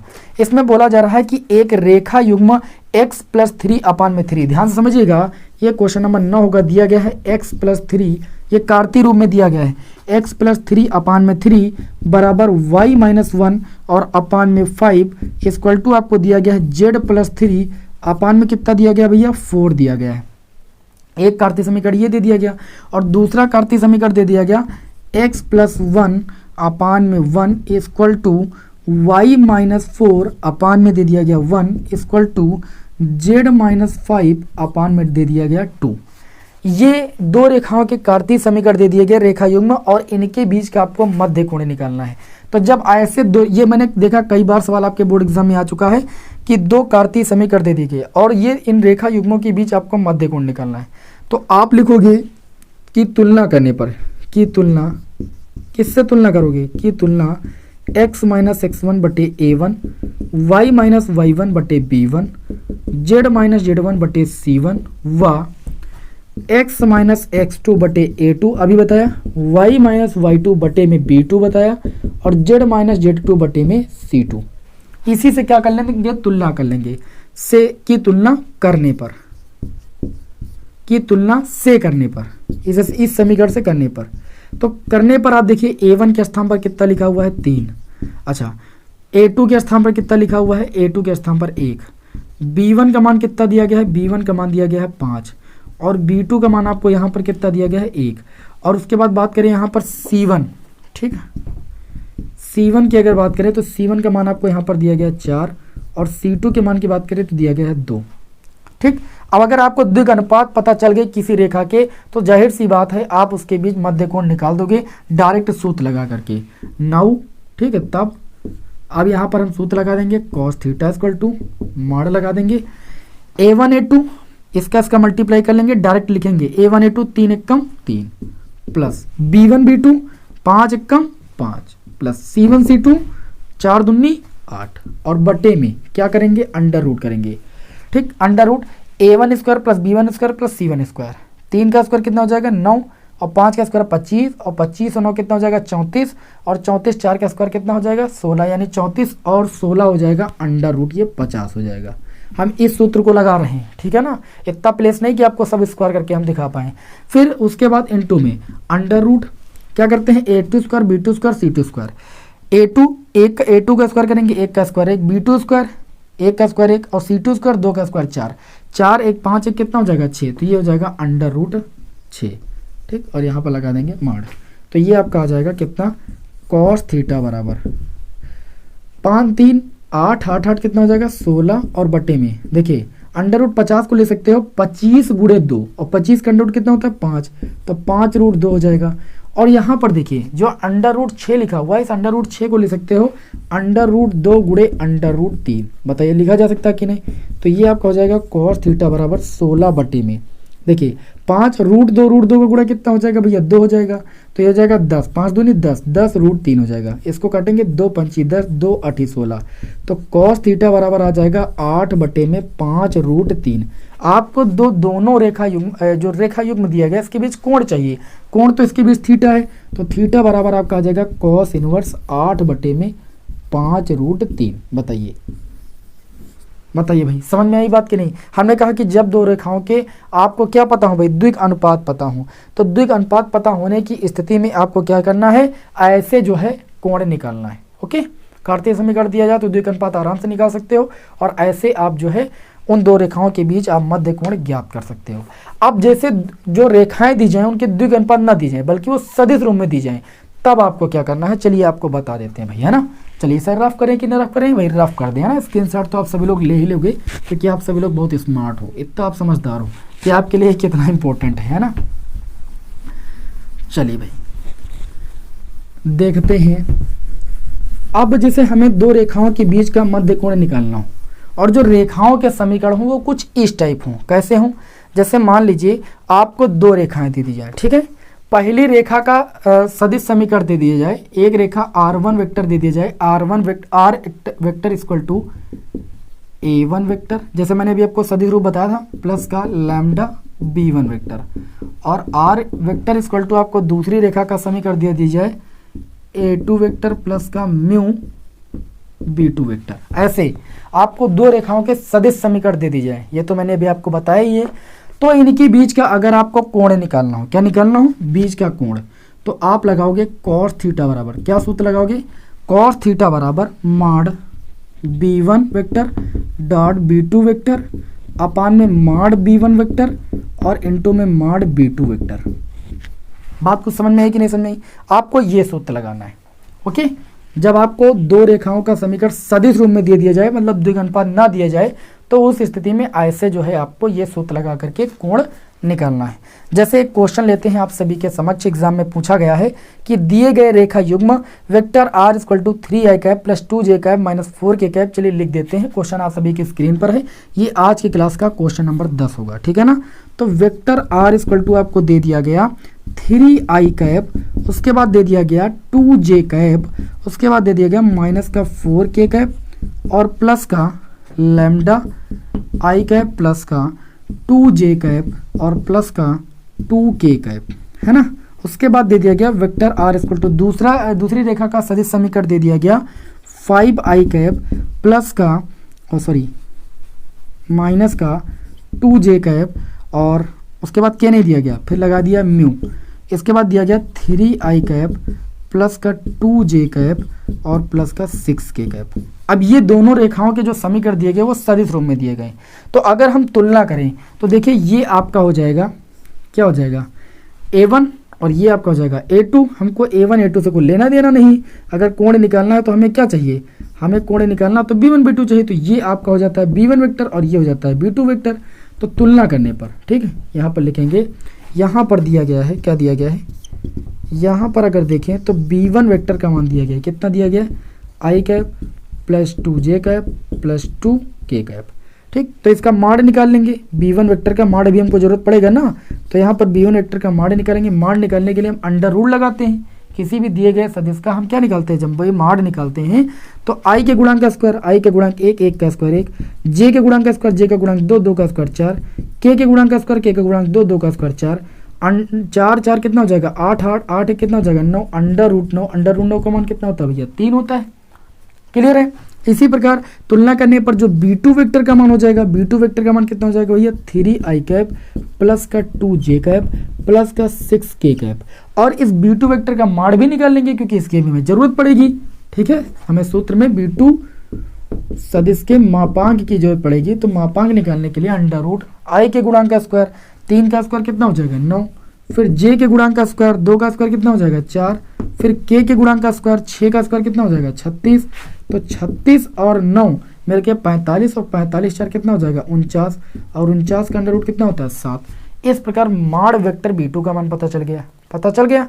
अब आपको निकालना क्या है, तब इन दोनों के बीच मध्य कोण निकालना है cos थीटा बराबर, सूत्र होता है b1 और डॉट b2 वेक्टर अपान में माड b1 वेक्टर इनटू में माड b2 वेक्टर। क्लियर। ये आपका हो जाएगा भैया cos थीटा बराबर। अगर बात करें b1 b2 का डॉट प्रोडक्ट जब हम करेंगे तो मैं यहाँ पर डायरेक्ट करके बताऊंगा, आप डॉट प्रोडक्ट करना जानते हो, i डॉट i का i के साथ मल्टीप्लाई, j का j के साथ, k का k के साथ। तो यहाँ पर देखिए जब हम b1 का b2 के साथ मल्टीप्लाई करेंगे तो i डॉट i का मल्टीप्लाई 1 3 बन जाए, कितना हो जाएगा भैया 3 हो जाएगा, प्लस लगा देंगे। फिर j और j का मल्टीप्लाई करेंगे 2 और 2 का गुणा कितना हो जाएगा 4 हो जाएगा, 4 लिख देंगे। फिर k डॉट k का मल्टीप्लाई 1 हो जाएगा, 6 दूनी कितना हो जाएगा भैया 12 हो जाएगा, अपान में आ जाएंगे। माड b1 वेक्टर का मान हम निकाल चुके, कितना आया भैया 3 आया, तो 3 रख देंगे, ठीक है ना। चलिए इस माड को हटाइए, वैसे भी सब प्लस में है। और इनटू में माड v2 वेक्टर का मान कितना आया 7 आया, वो लिख देंगे। तो cos थीटा बराबर आपको मिल गया 4 3 7 और ये 12 कितना हो जाएगा 19 और बटे में 7 कितना हो जाएगा भैया 21 हो जाएगा। तो थीटा बराबर निकल आएगा cos इनवर्स 19 बटे में 21। इस तरीके से जब दो रेखाओं का सदिश समीकरण दे दिया जाए तो आपको मध्य कोण निकालना है, और जब द्विक अनुपात दिया जाए तब कैसे निकालना वो भी मैंने आपको डिस्कस कर दिया। उम्मीद करता हूं कि अब आपको इसमें कोई दिक्कत नहीं होगी। तो इसका स्क्रीनशॉट लीजिए, फिर बढ़ते हैं नेक्स्ट टाइप के क्वेश्चन की ओर। ओके, चलिए भाई जल्दी जल्दी इसका स्क्रीनशॉट लीजिए आप सभी लोग। तो चलिए भाई अगला प्रश्न देखते हैं हम। अगला जो प्रश्न होगा वो दो रेखाओं के बीच, अभी देखिए हम कोण निकाल रहे थे, अब दो रेखाओं के बीच हम न्यूनतम दूरी निकालेंगे, है ना। दो रेखाओं के बीच न्यूनतम दूरी कैसे ज्ञात की जाती है वो भी आप लोगों को यहाँ पर हम डिस्कस कर देते हैं और अच्छे तरीके से एक्सप्लेन करेंगे भैया, कोई दिक्कत नहीं होगी। एग्जाम में दो रेखाओं के बीच न्यूनतम दूरी, आपने अनसॉल्व पेपर हल किया देखा कई बार क्वेश्चन रिपीट हो रहा है, बार बार रिपीट हो रहा है। तो चलिए आपको हम बता देते हैं, इसमें भी दो स्थितियां बनेंगी, ठीक है। आप पहली हेडिंग लगा लीजिएगा, क्या हेडिंग लगाओगे, दो रेखाओं के बीच न्यूनतम दूरी। तो मेन हेडिंग हो जाएगी दो रेखाओं के बीच, दो रेखाओं के बीच न्यूनतम दूरी। कैसी दूरी भैया? दो रेखाओं के बीच न्यूनतम दूरी। अगर रेखाएं विषम तली हैं, विषम तली का मतलब समझते हो, एक ऐसे है एक ऐसे है, उसके बाद इनके बीच की न्यूनतम दूरी हमें निकालना हो, ठीक है ना। यहाँ पर तो अधिकतम दूरी होगी, ये दूरी आपको निकालना हो। तो विषम तली होंगी, उसका रूप क्या होगा? जब दो रेखाएं विषम तली हों, ठीक है, पहला आपकी कंडीशन हो जाएगी दो विषम तली रेखाओं के बीच की दूरी, दो विषम तली और दो समांतर रेखाओं के बीच की न्यूनतम दूरी, ठीक। तो विषम तली इसमें देखिए ये दोनों सूत्र आपको याद ही करने पड़ेंगे, बाकी इसका भैया कोई उपाय नहीं। अगर दो विषम तली और समांतर रेखाओं के बीच की न्यूनतम दूरी आपको निकालनी है तो सूत्र याद करना पड़ेगा। दो विषम तली रेखाओं के बीच की दूरी, एक रेखा का समीकरण दिया जाएगा विषम तली रेखाओं में। जो पहली रेखा का समीकरण दिया जाएगा वो आपको दिया जाएगा vector r equal to vector a1 plus का लैम्डा वेक्टर b1, और वेक्टर r इक्वल टू दूसरी रेखा का समीकरण दिया जाएगा वेक्टर a2 प्लस का लैम्डा वेक्टर b2। क्लियर है? तब आपसे ये कहा जाएगा कि इनके बीच की जो दूरी है वो आप सूत्र लगाओगे d इक्वल टू क्या सूत्र लगाओगे? सूत्र को बहुत ध्यान से देखिएगा। सूत्र लगाना है मॉड लगाना है। मॉड के अंदर b1 क्रॉस b2, दो सदिशों का क्रॉस प्रोडक्ट करना मैंने आप सभी को सिखाया है, और इनटू में यानी डॉट प्रोडक्ट फिर करना है a2 माइनस a1, दो सदिशों का अंतर निकालना है, a2 को a1 से घटाना है, और बटे में मॉड b1 क्रॉस b2, यानी b1 क्रॉस b2 जो भी आएगा उसका मॉड निकालना है। ओके, तो इस तरीके से आप दो विषम तली रेखाओं के बीच की दूरी ज्ञात कर सकते हो इस फार्मूले से। अब इस पर आधारित सवाल देखिए, फिर दो समांतर रेखाओं के बीच की दूरी हम बता देते हैं। उसका रूप बस इतना होगा कि a1 प्लस लैम्डा बी होगा, a2 प्लस लैम्डा बी, यानी b ये सेम हो जाएगा, तो वो दो रेखाएं समांतर हो जाएंगी। तो चलिए भाई देखते हैं आज की क्लास का हमारा जो क्वेश्चन होगा वो भैया कौन सा होगा? क्वेश्चन नंबर 11 होगा, है ना। क्वेश्चन नंबर 11, 10 तक मैंने क्वेश्चन करा दिए और सारे टाइप भी करा दिए। समय लगेगा भैया, यार बोर मत होइएगा, समय लगेगा, लेकिन चैप्टर फिर एक बार समझ जाओगे तो भूलोगे नहीं, ठीक है ना। तो चलिए देखते हैं। आपको बोला गया है कि रेखाओं L1 और L2 के बीच की न्यूनतम दूरी ज्ञात कीजिए जिनके सदिश समीकरण दिए गए हैं। एक समीकरण सदिश समीकरण दिया गया वेक्टर r इक्वल टू कितना दिया गया है? i कैप प्लस का j कैप और प्लस उसके बाद लैम्डा लगा है, लैम्डा के अंदर दिया गया है 2i कैप माइनस का j कैप और प्लस का कितना दिया गया है? k cap. फिर वेक्टर r इक्वल टू आपको दिया गया है, कितना दिया गया है? 2i कैप प्लस का j कैप और उसके बाद माइनस का k कैप प्लस का लैम्डा या म्यू दे दिया जाए, कोई दिक्कत नहीं है, लैम्डा या म्यू कुछ भी दे दिया जाए। चलिए यहाँ पर म्यू कर लेते हैं, ठीक है। म्यू दे दिया गया, म्यू के अंदर ब्रैकेट में क्या दे दिया गया?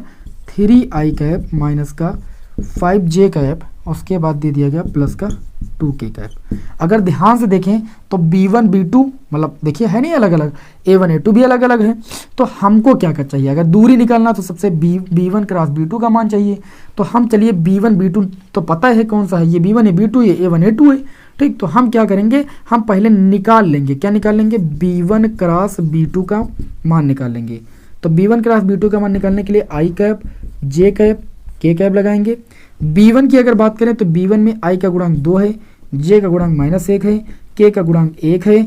यहाँ पर देखिए i का गुणांक 3 है, j का गुणांक भैया -5 है, k का गुणांक 2 है।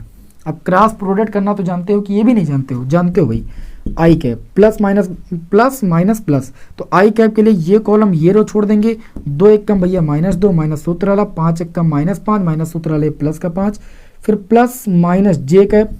जे कैप के लिए हम दूसरा कॉलम पहली रो छोड़ेंगे, तो 2 दूनी 4, 3 एक कम 3 यानी 4 -3, फिर प्लस का अल्टरनेट के कैप। के कैप में तीसरा कॉलम पहली रो छोड़ेंगे, 5 दूनी 10 -10, तो ये हो जाएगा भैया -10 माइनस सूत्र वाला, 3 एक कम -3 और ये हो जाएगा प्लस का 3। बताइए कोई दिक्कत?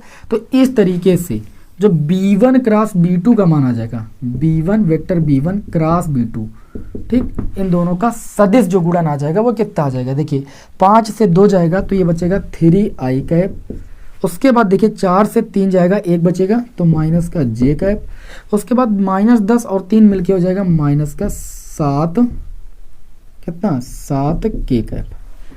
इस तरीके से हमने B1 क्रॉस B2 निकाल लिया। हमको इसके माड की भी जरूरत है, तथा माड निकाल लेंगे। B1 क्रॉस B2 का क्या निकाल लेंगे, माड निकाल लेंगे। माड निकालने के लिए क्या करते हैं, I के गुणांक का स्क्वायर प्लस J के गुणांक का स्क्वायर प्लस K के गुणांक का स्क्वायर।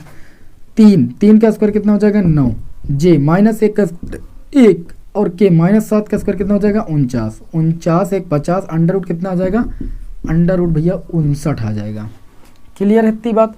अब आपको क्या चाहिए, आपको चाहिए A2 माइनस A1 भी चाहिए, तो vector A2 minus vector A1 चाहिए। ये भैया आपका A2 है, ये A1 है, तो 2i कैप से i कैप जाएगा, कितना बच जाएगा, केवल i कैप बच जाएगा। फिर प्लस j कैप से j कैप जाएगा, तो ये आपका कुछ नहीं बचेगा, 0 j कैप बच जाएगा। अच्छा, माइनस k कैप से इधर k कैप है ही नहीं, घटाएंगे तो ये केवल आपका माइनस का k कैप रहेगा। इस तरीके से A2 vector minus A1 vector की वैल्यू पता चल गई। अब लिखोगे 9, हमको दूरी सूत्र का फार्मूला लगा देना है।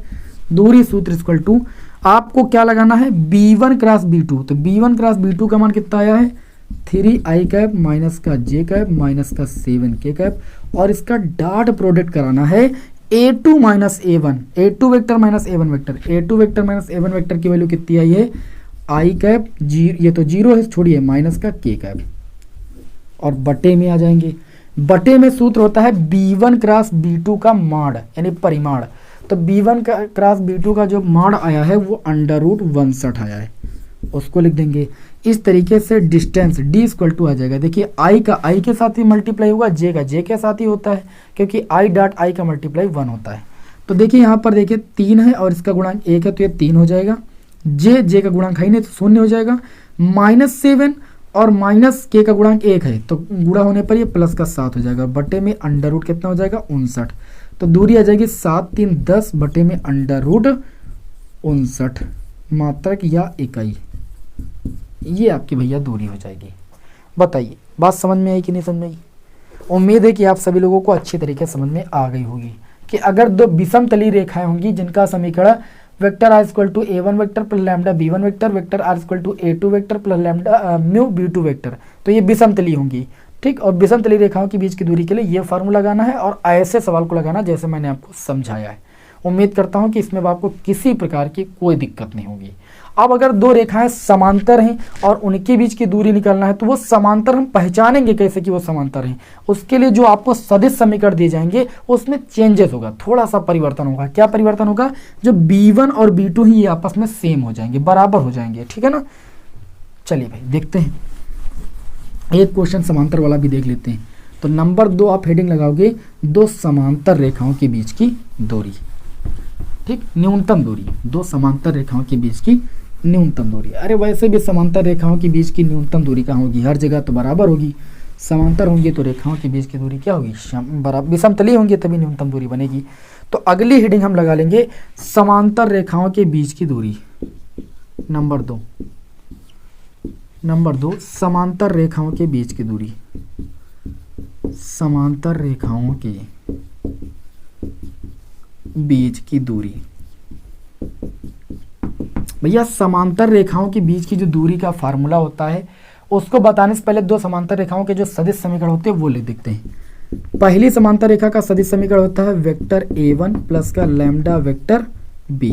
ठीक, और दूसरी जो रेखा होती है जिसका समांतर होती है उसका सदिश समीकरण होता है vector R equal to A2 vector plus का म्यू वेक्टर B। मतलब B1 B2 यहाँ पर क्या होते हैं भैया, सेम होते हैं। तो इस स्थिति में जो दूरी होती है इनके बीच की दो समांतर रेखाओं की, उसका फार्मूला क्या होता है, ध्यान देगा, B वेक्टर है ना, और क्रॉस आपका A2 माइनस A1 वेक्टर, और अपान में कितना हो जाएगा B वेक्टर का माड, और ये पूरे पर माड आपका लग गया। समांतर रेखाओं में जो दूरी का फार्मूला होगा आपको ये लगाना है।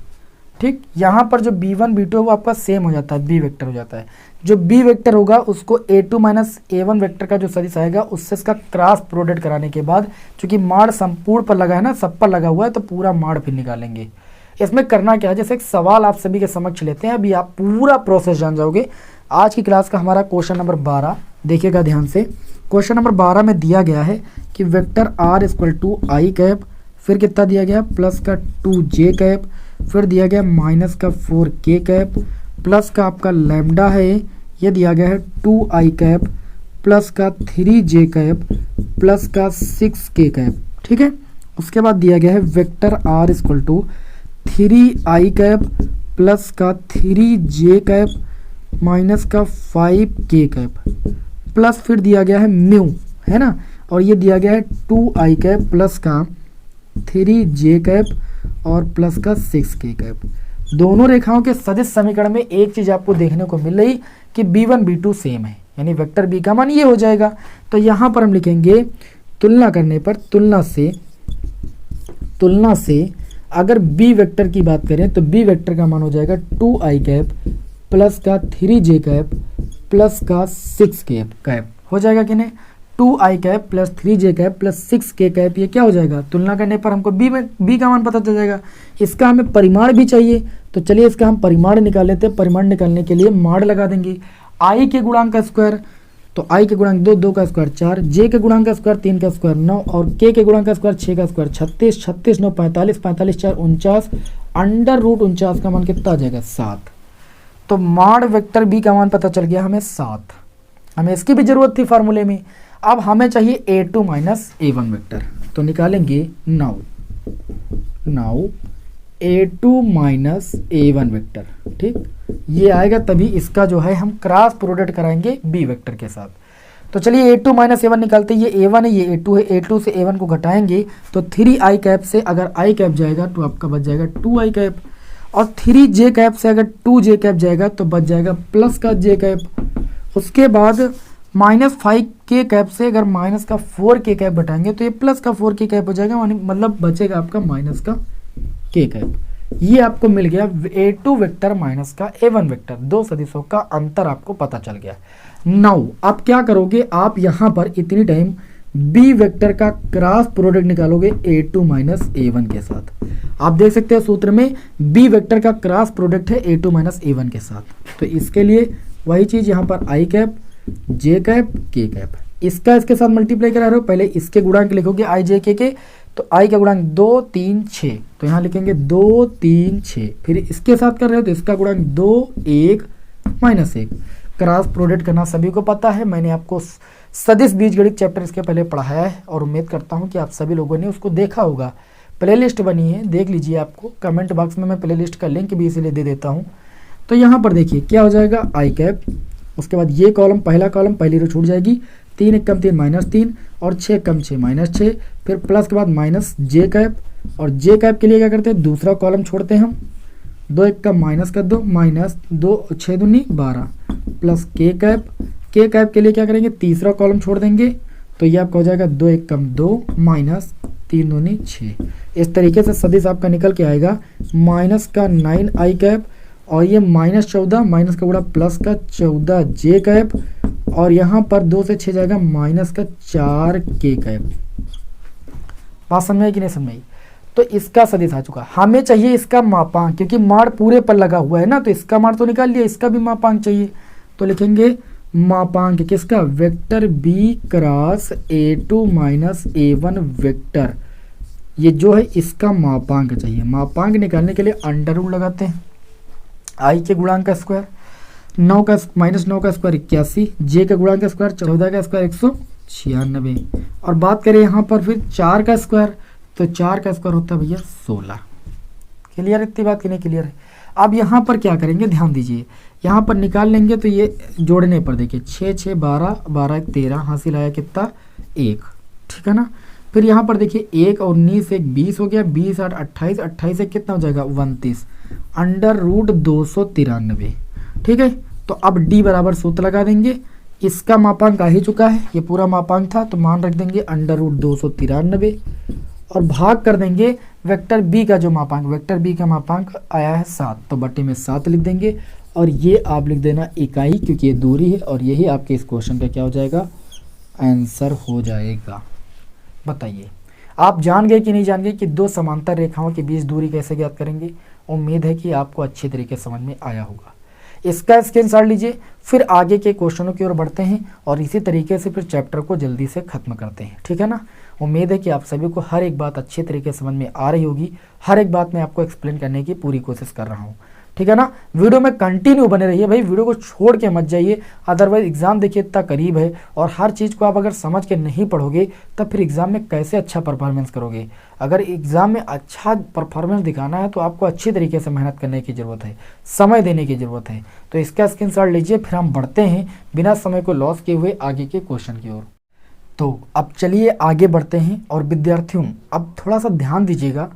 इस बार जो आपके पाठ्यक्रम में 3D चैप्टर है, बहुत सारे विद्यार्थी कमेंट भी कर रहे थे कि सर सिलेबस को देखकर ही पढ़ाइएगा, क्योंकि अगर हम पूरा पढ़ा देंगे और पूरा सिलेबस में नहीं है तो पढ़ने से कोई फ़ायदा नहीं। आप सभी लोग जानते हो तो उसमें समय की बर्बादी होनी। तो देखिए मैं आप लोगों को कुछ सिलेबस दिखाना चाहूँगा। अभी तक मैंने जितना पढ़ाया है ये सब कुछ आपके सिलेबस में था, इसलिए मैं आपको कुछ नहीं बता रहा था। हालांकि हर चैप्टर पढ़ाने से पहले मैं आप लोगों को सिलेबस बताता था। मैंने आज सिलेबस डिस्कस नहीं किया था क्योंकि मैंने अभी बताया कि आपको बता देंगे हम कि सिलेबस में क्या क्या है। तो चलिए आपकी स्क्रीन पर, है ना, अभी हम क्या लगा रहे हैं, सिलेबस का PDF का एक थोड़ा सा पेज लगा रहे हैं कि इस बार आपके सिलेबस में 3D चैप्टर में देखिए अब भाग बचता है समतल वाला। तो समतल वाला अधिकांश भाग आपके सिलेबस से हटा दिया गया है। आपने सिलेबस को देखिए, सिलेबस में देख सकते हैं त्रिविमीय ज्यामिति के परिचय के अंतर्गत क्या क्या पढ़ना था। दो बिंदुओं को मिलाने वाली रेखा के द्विकोसाइन जो कि मैंने आपको सिखा दिए, द्विग अनुपात वो भी मैंने आपको सिखा दिए, एक रेखा का कार्तीय और सदिश समीकरण कैसे निकालते वो भी मैंने आपको सिखा दिया। साथ ही में समतली एवं विषमतली रेखाएं मैंने आपको बताई, उनके बीच कोण कैसे निकालते हैं, उनके दो रेखाओं के बीच न्यूनतम दूरी कैसे निकालते हैं ये भी मैंने आपको बता दिया। अब जो बात आती है समतल वाली, तो समतल टॉपिक में आपको केवल दो चीजें पढ़ना है। एक पढ़ना है एक तल के कार्तीय तथा सदिश समीकरण को कैसे व्यक्त किया जाता है, एक तल के, ठीक ध्यान दीजिएगा, एक तल के कार्तीय तथा सदिश समीकरण पर आधारित क्वेश्चन सीखना है और साथ ही में एक बिंदु की एक तल से दूरी पर आधारित प्रश्न सीखना है। ठीक है, ये दोनों टाइप के क्वेश्चन इस क्लास में हम डिस्कस कर देते हैं। उसके बाद जो आपका इस बार 70% का जो सिलेबस है वो आपका खत्म हो जाएगा। ठीक है ना, बाकी आपको 3D में कुछ नहीं पढ़ना। आप टेंशन मत ला दिएगा कि हमको पूरा समतल पढ़ना है, सिलेबस में है ही नहीं तो क्या पढ़ने की जरूरत है। तो चलिए हम यहाँ पर जानते हैं एक तल के कार्तीय एवं सदिश समीकरण को। तो हेडिंग लगा लेंगे एक तल के कार्तीय व सदिश समीकरण, इस पर आधारित कैसा प्रश्न आपके एग्जाम में आएगा। ठीक है, इसको जान लेते हैं अच्छी तरीके से। और एक टॉपिक और बचता है, एक टॉपिक और कौन सा बचता है आपका, एक बिंदु की एक तल से दूरी, इस पर आधारित प्रश्नों को सॉल्व कर लेंगे। तो आपको चलिए पहले हम ये बता देते हैं कि एक तल के कार्तीय एवं सदिश समीकरण, पहले सूत्र बता देते हैं, आपको अच्छी तरीके से समझा देते हैं। तो आप लिखोगे कि जैसे एक समतल दे दिया जाए आपको, एक समतल, ध्यान से समझिएगा, अभी एकदम समझ में आ जाने वाला है। एक समतल जिसकी मूल बिंदु से दूरी दी जाए, जिसकी एक समतल दे दिया जाए आपको 3D प्लेन में, ठीक, तो 3D में एक प्लेन दे दिया जाए समतल जिसकी मूल बिंदु से दूरी, जिसकी मूल बिंदु से दूरी, मूल बिंदु से जो दूरी हो वो कितनी हो, स्मॉल d हो, ठीक, तथा समतल, ध्यान से देखिएगा, तथा समतल पर भैया मूल बिंदु से अभिलंब इकाई सदिश, से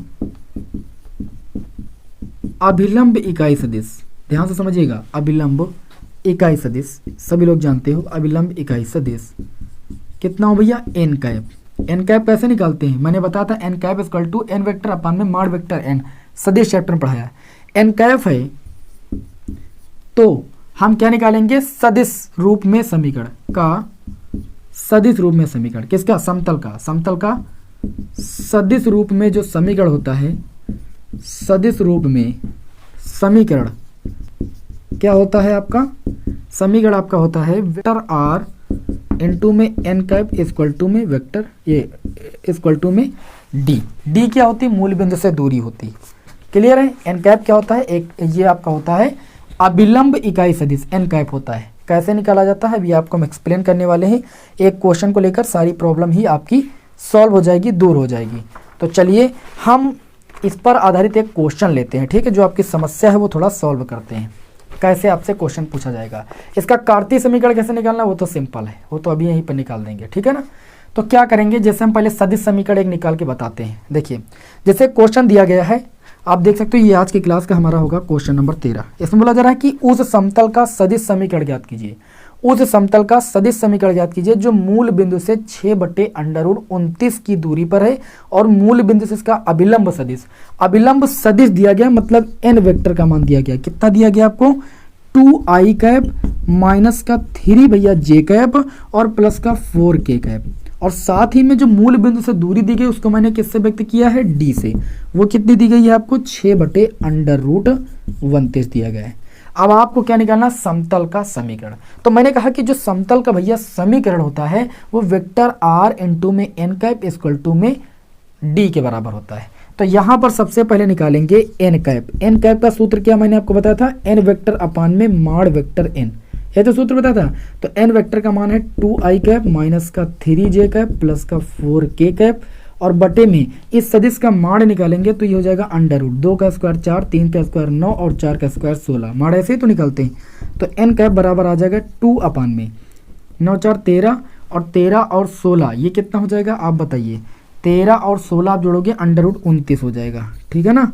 इस और ये हो जाएगा आई कैप, फिर ये अंडर रूट 29 जे के बी में तो बटे में आएगा 3j कैप और बटे में अंडर रूट 29, अलग अलग कर लेते हैं। फिर प्लस का 4 अपान में अंडर रूट 29 और इनटू में k कैप। ये हमें n कैप का मान पता चल गया। अब आप जानते हो, क्या जानते हो? सदिश समीकरण। और मैं आपको सदिश और कार्तीय समीकरण दोनों निकालना बता दूंगा, और वैसे बता भी चुका हूं, कोई अलग नियम नहीं लगाना है। तो आपको क्या करना है? सदिश समीकरण का फार्मूला होता है वेक्टर r इंटू में N cap equal to D. मान रख देते हैं तो हो जाएगा वेक्टर r। एन कैप की बात करें तो एन कैप का मान आया है 2 अपान में अंडर रूट 29 आई कैप। उसके बाद दे सकते हो माइनस का 3 अपान में अंडर रूट 29 जे कैप। उसके बाद बात करें तो 4 अपान में प्लस का 4 अपान में अंडर रूट 29 के कैप, और इक्वल टू डी का मान कितना है? 6 अपान में अंडर रूट 29। डी मूल बिंदु से जो दूरी थी वो 6 अपान में अंडर रूट 29 प्रश्न में ही दी थी। बस ये बन गया भैया समतल का समीकरण। बताइए कोई दिक्कत? कोई दिक्कत नहीं। एक तल के कार्तीय समीकरण को मैंने निकालना बता दिया। अब इसका जैसे कार्तीय और सदिश समीकरण चाहिए था, ये सदिश समीकरण आया है। कार्तीय समीकरण निकालने के लिए मैंने क्या कहा कि आर वेक्टर का मान रख देते हैं एक्स आई कैप, हेडिंग लगा लेंगे यहाँ पर कार्तीय समीकरण। कार्तीय समीकरण के लिए क्या करते हैं हम? वेक्टर आर के स्थान पर रख देते हैं एक्स आई कैप प्लस का वाई जे कैप और प्लस का जेड के कैप, ठीक। और उसके बाद जो आपका मान है ये रख देंगे बराबर 6 बटे में अंडर रूट 29। जब आप गुणा करोगे तो आई कैप का मल्टीप्लाई 1 हो जाएगा। ये समीकरण बन जाएगी 2 upon under root 29 X minus 3 upon under root 29 Y plus 4 upon under root 29 Z बराबर 6 अपान अंडर रूट 29। मतलब ये इस रूप की बन जाएगी। किस रूप की बन जाएगी भैया? ये बन जाएगी a x plus b y plus का c z equal to d की रूप की बन जाएगी। और यही क्या कहलाती है? ये कहलाती है एक तल का कार्तीय समीकरण। इस रूप की बन जाएगी। एक्स आई प्लस वाई जे प्लस जेड कैप का मल्टीप्लाई जब इससे कराओगे तो आई डॉट आई का मल्टीप्लाई 1 हो जाएगा। 2 अपान अंडर रूट 29 इंटू में एक्स हो जाएगा minus 3 upon under root 29 into में वाई हो जाएगा। 4 अपान अंडर रूट 29 इंटू में आपका जेड हो जाएगा इक्वल टू 6 अपान में अंडर रूट कितना हो जाएगा 29। मतलब आपकी इस रूप की ये समीकरण बन जाएगी। और जो इस रूप की समीकरण होती है वो क्या कहलाती है? एक तल का कार्तीय समीकरण कहलाती है। सदिश समीकरण कैसे निकालना मैंने बता दिया। आपको पहले क्या चाहिए? एन वेक्टर का मान दिया जाएगा, आपको एन कैप निकालना होगा। एन कैप निकालना जानते हो, बस यहीं पर फार्मूले में उठा के रख देना, आपको एक तल का सदिश समीकरण पता चल जाएगा। और जब वेक्टर आर के स्थान पर एक्स आई प्लस वाई जे प्लस जेड कैप रख दोगे, उसके बाद मल्टीप्लाई करोगे तो जो समीकरण मिलेगी वो एक तल का कार्तीय समीकरण कहलाएगी।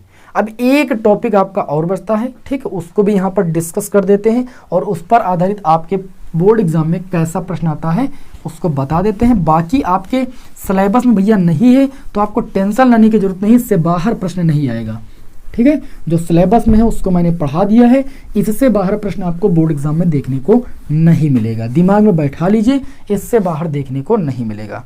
तो चलिए देखते हैं आज की क्लास का अगला टाइप, ठीक है।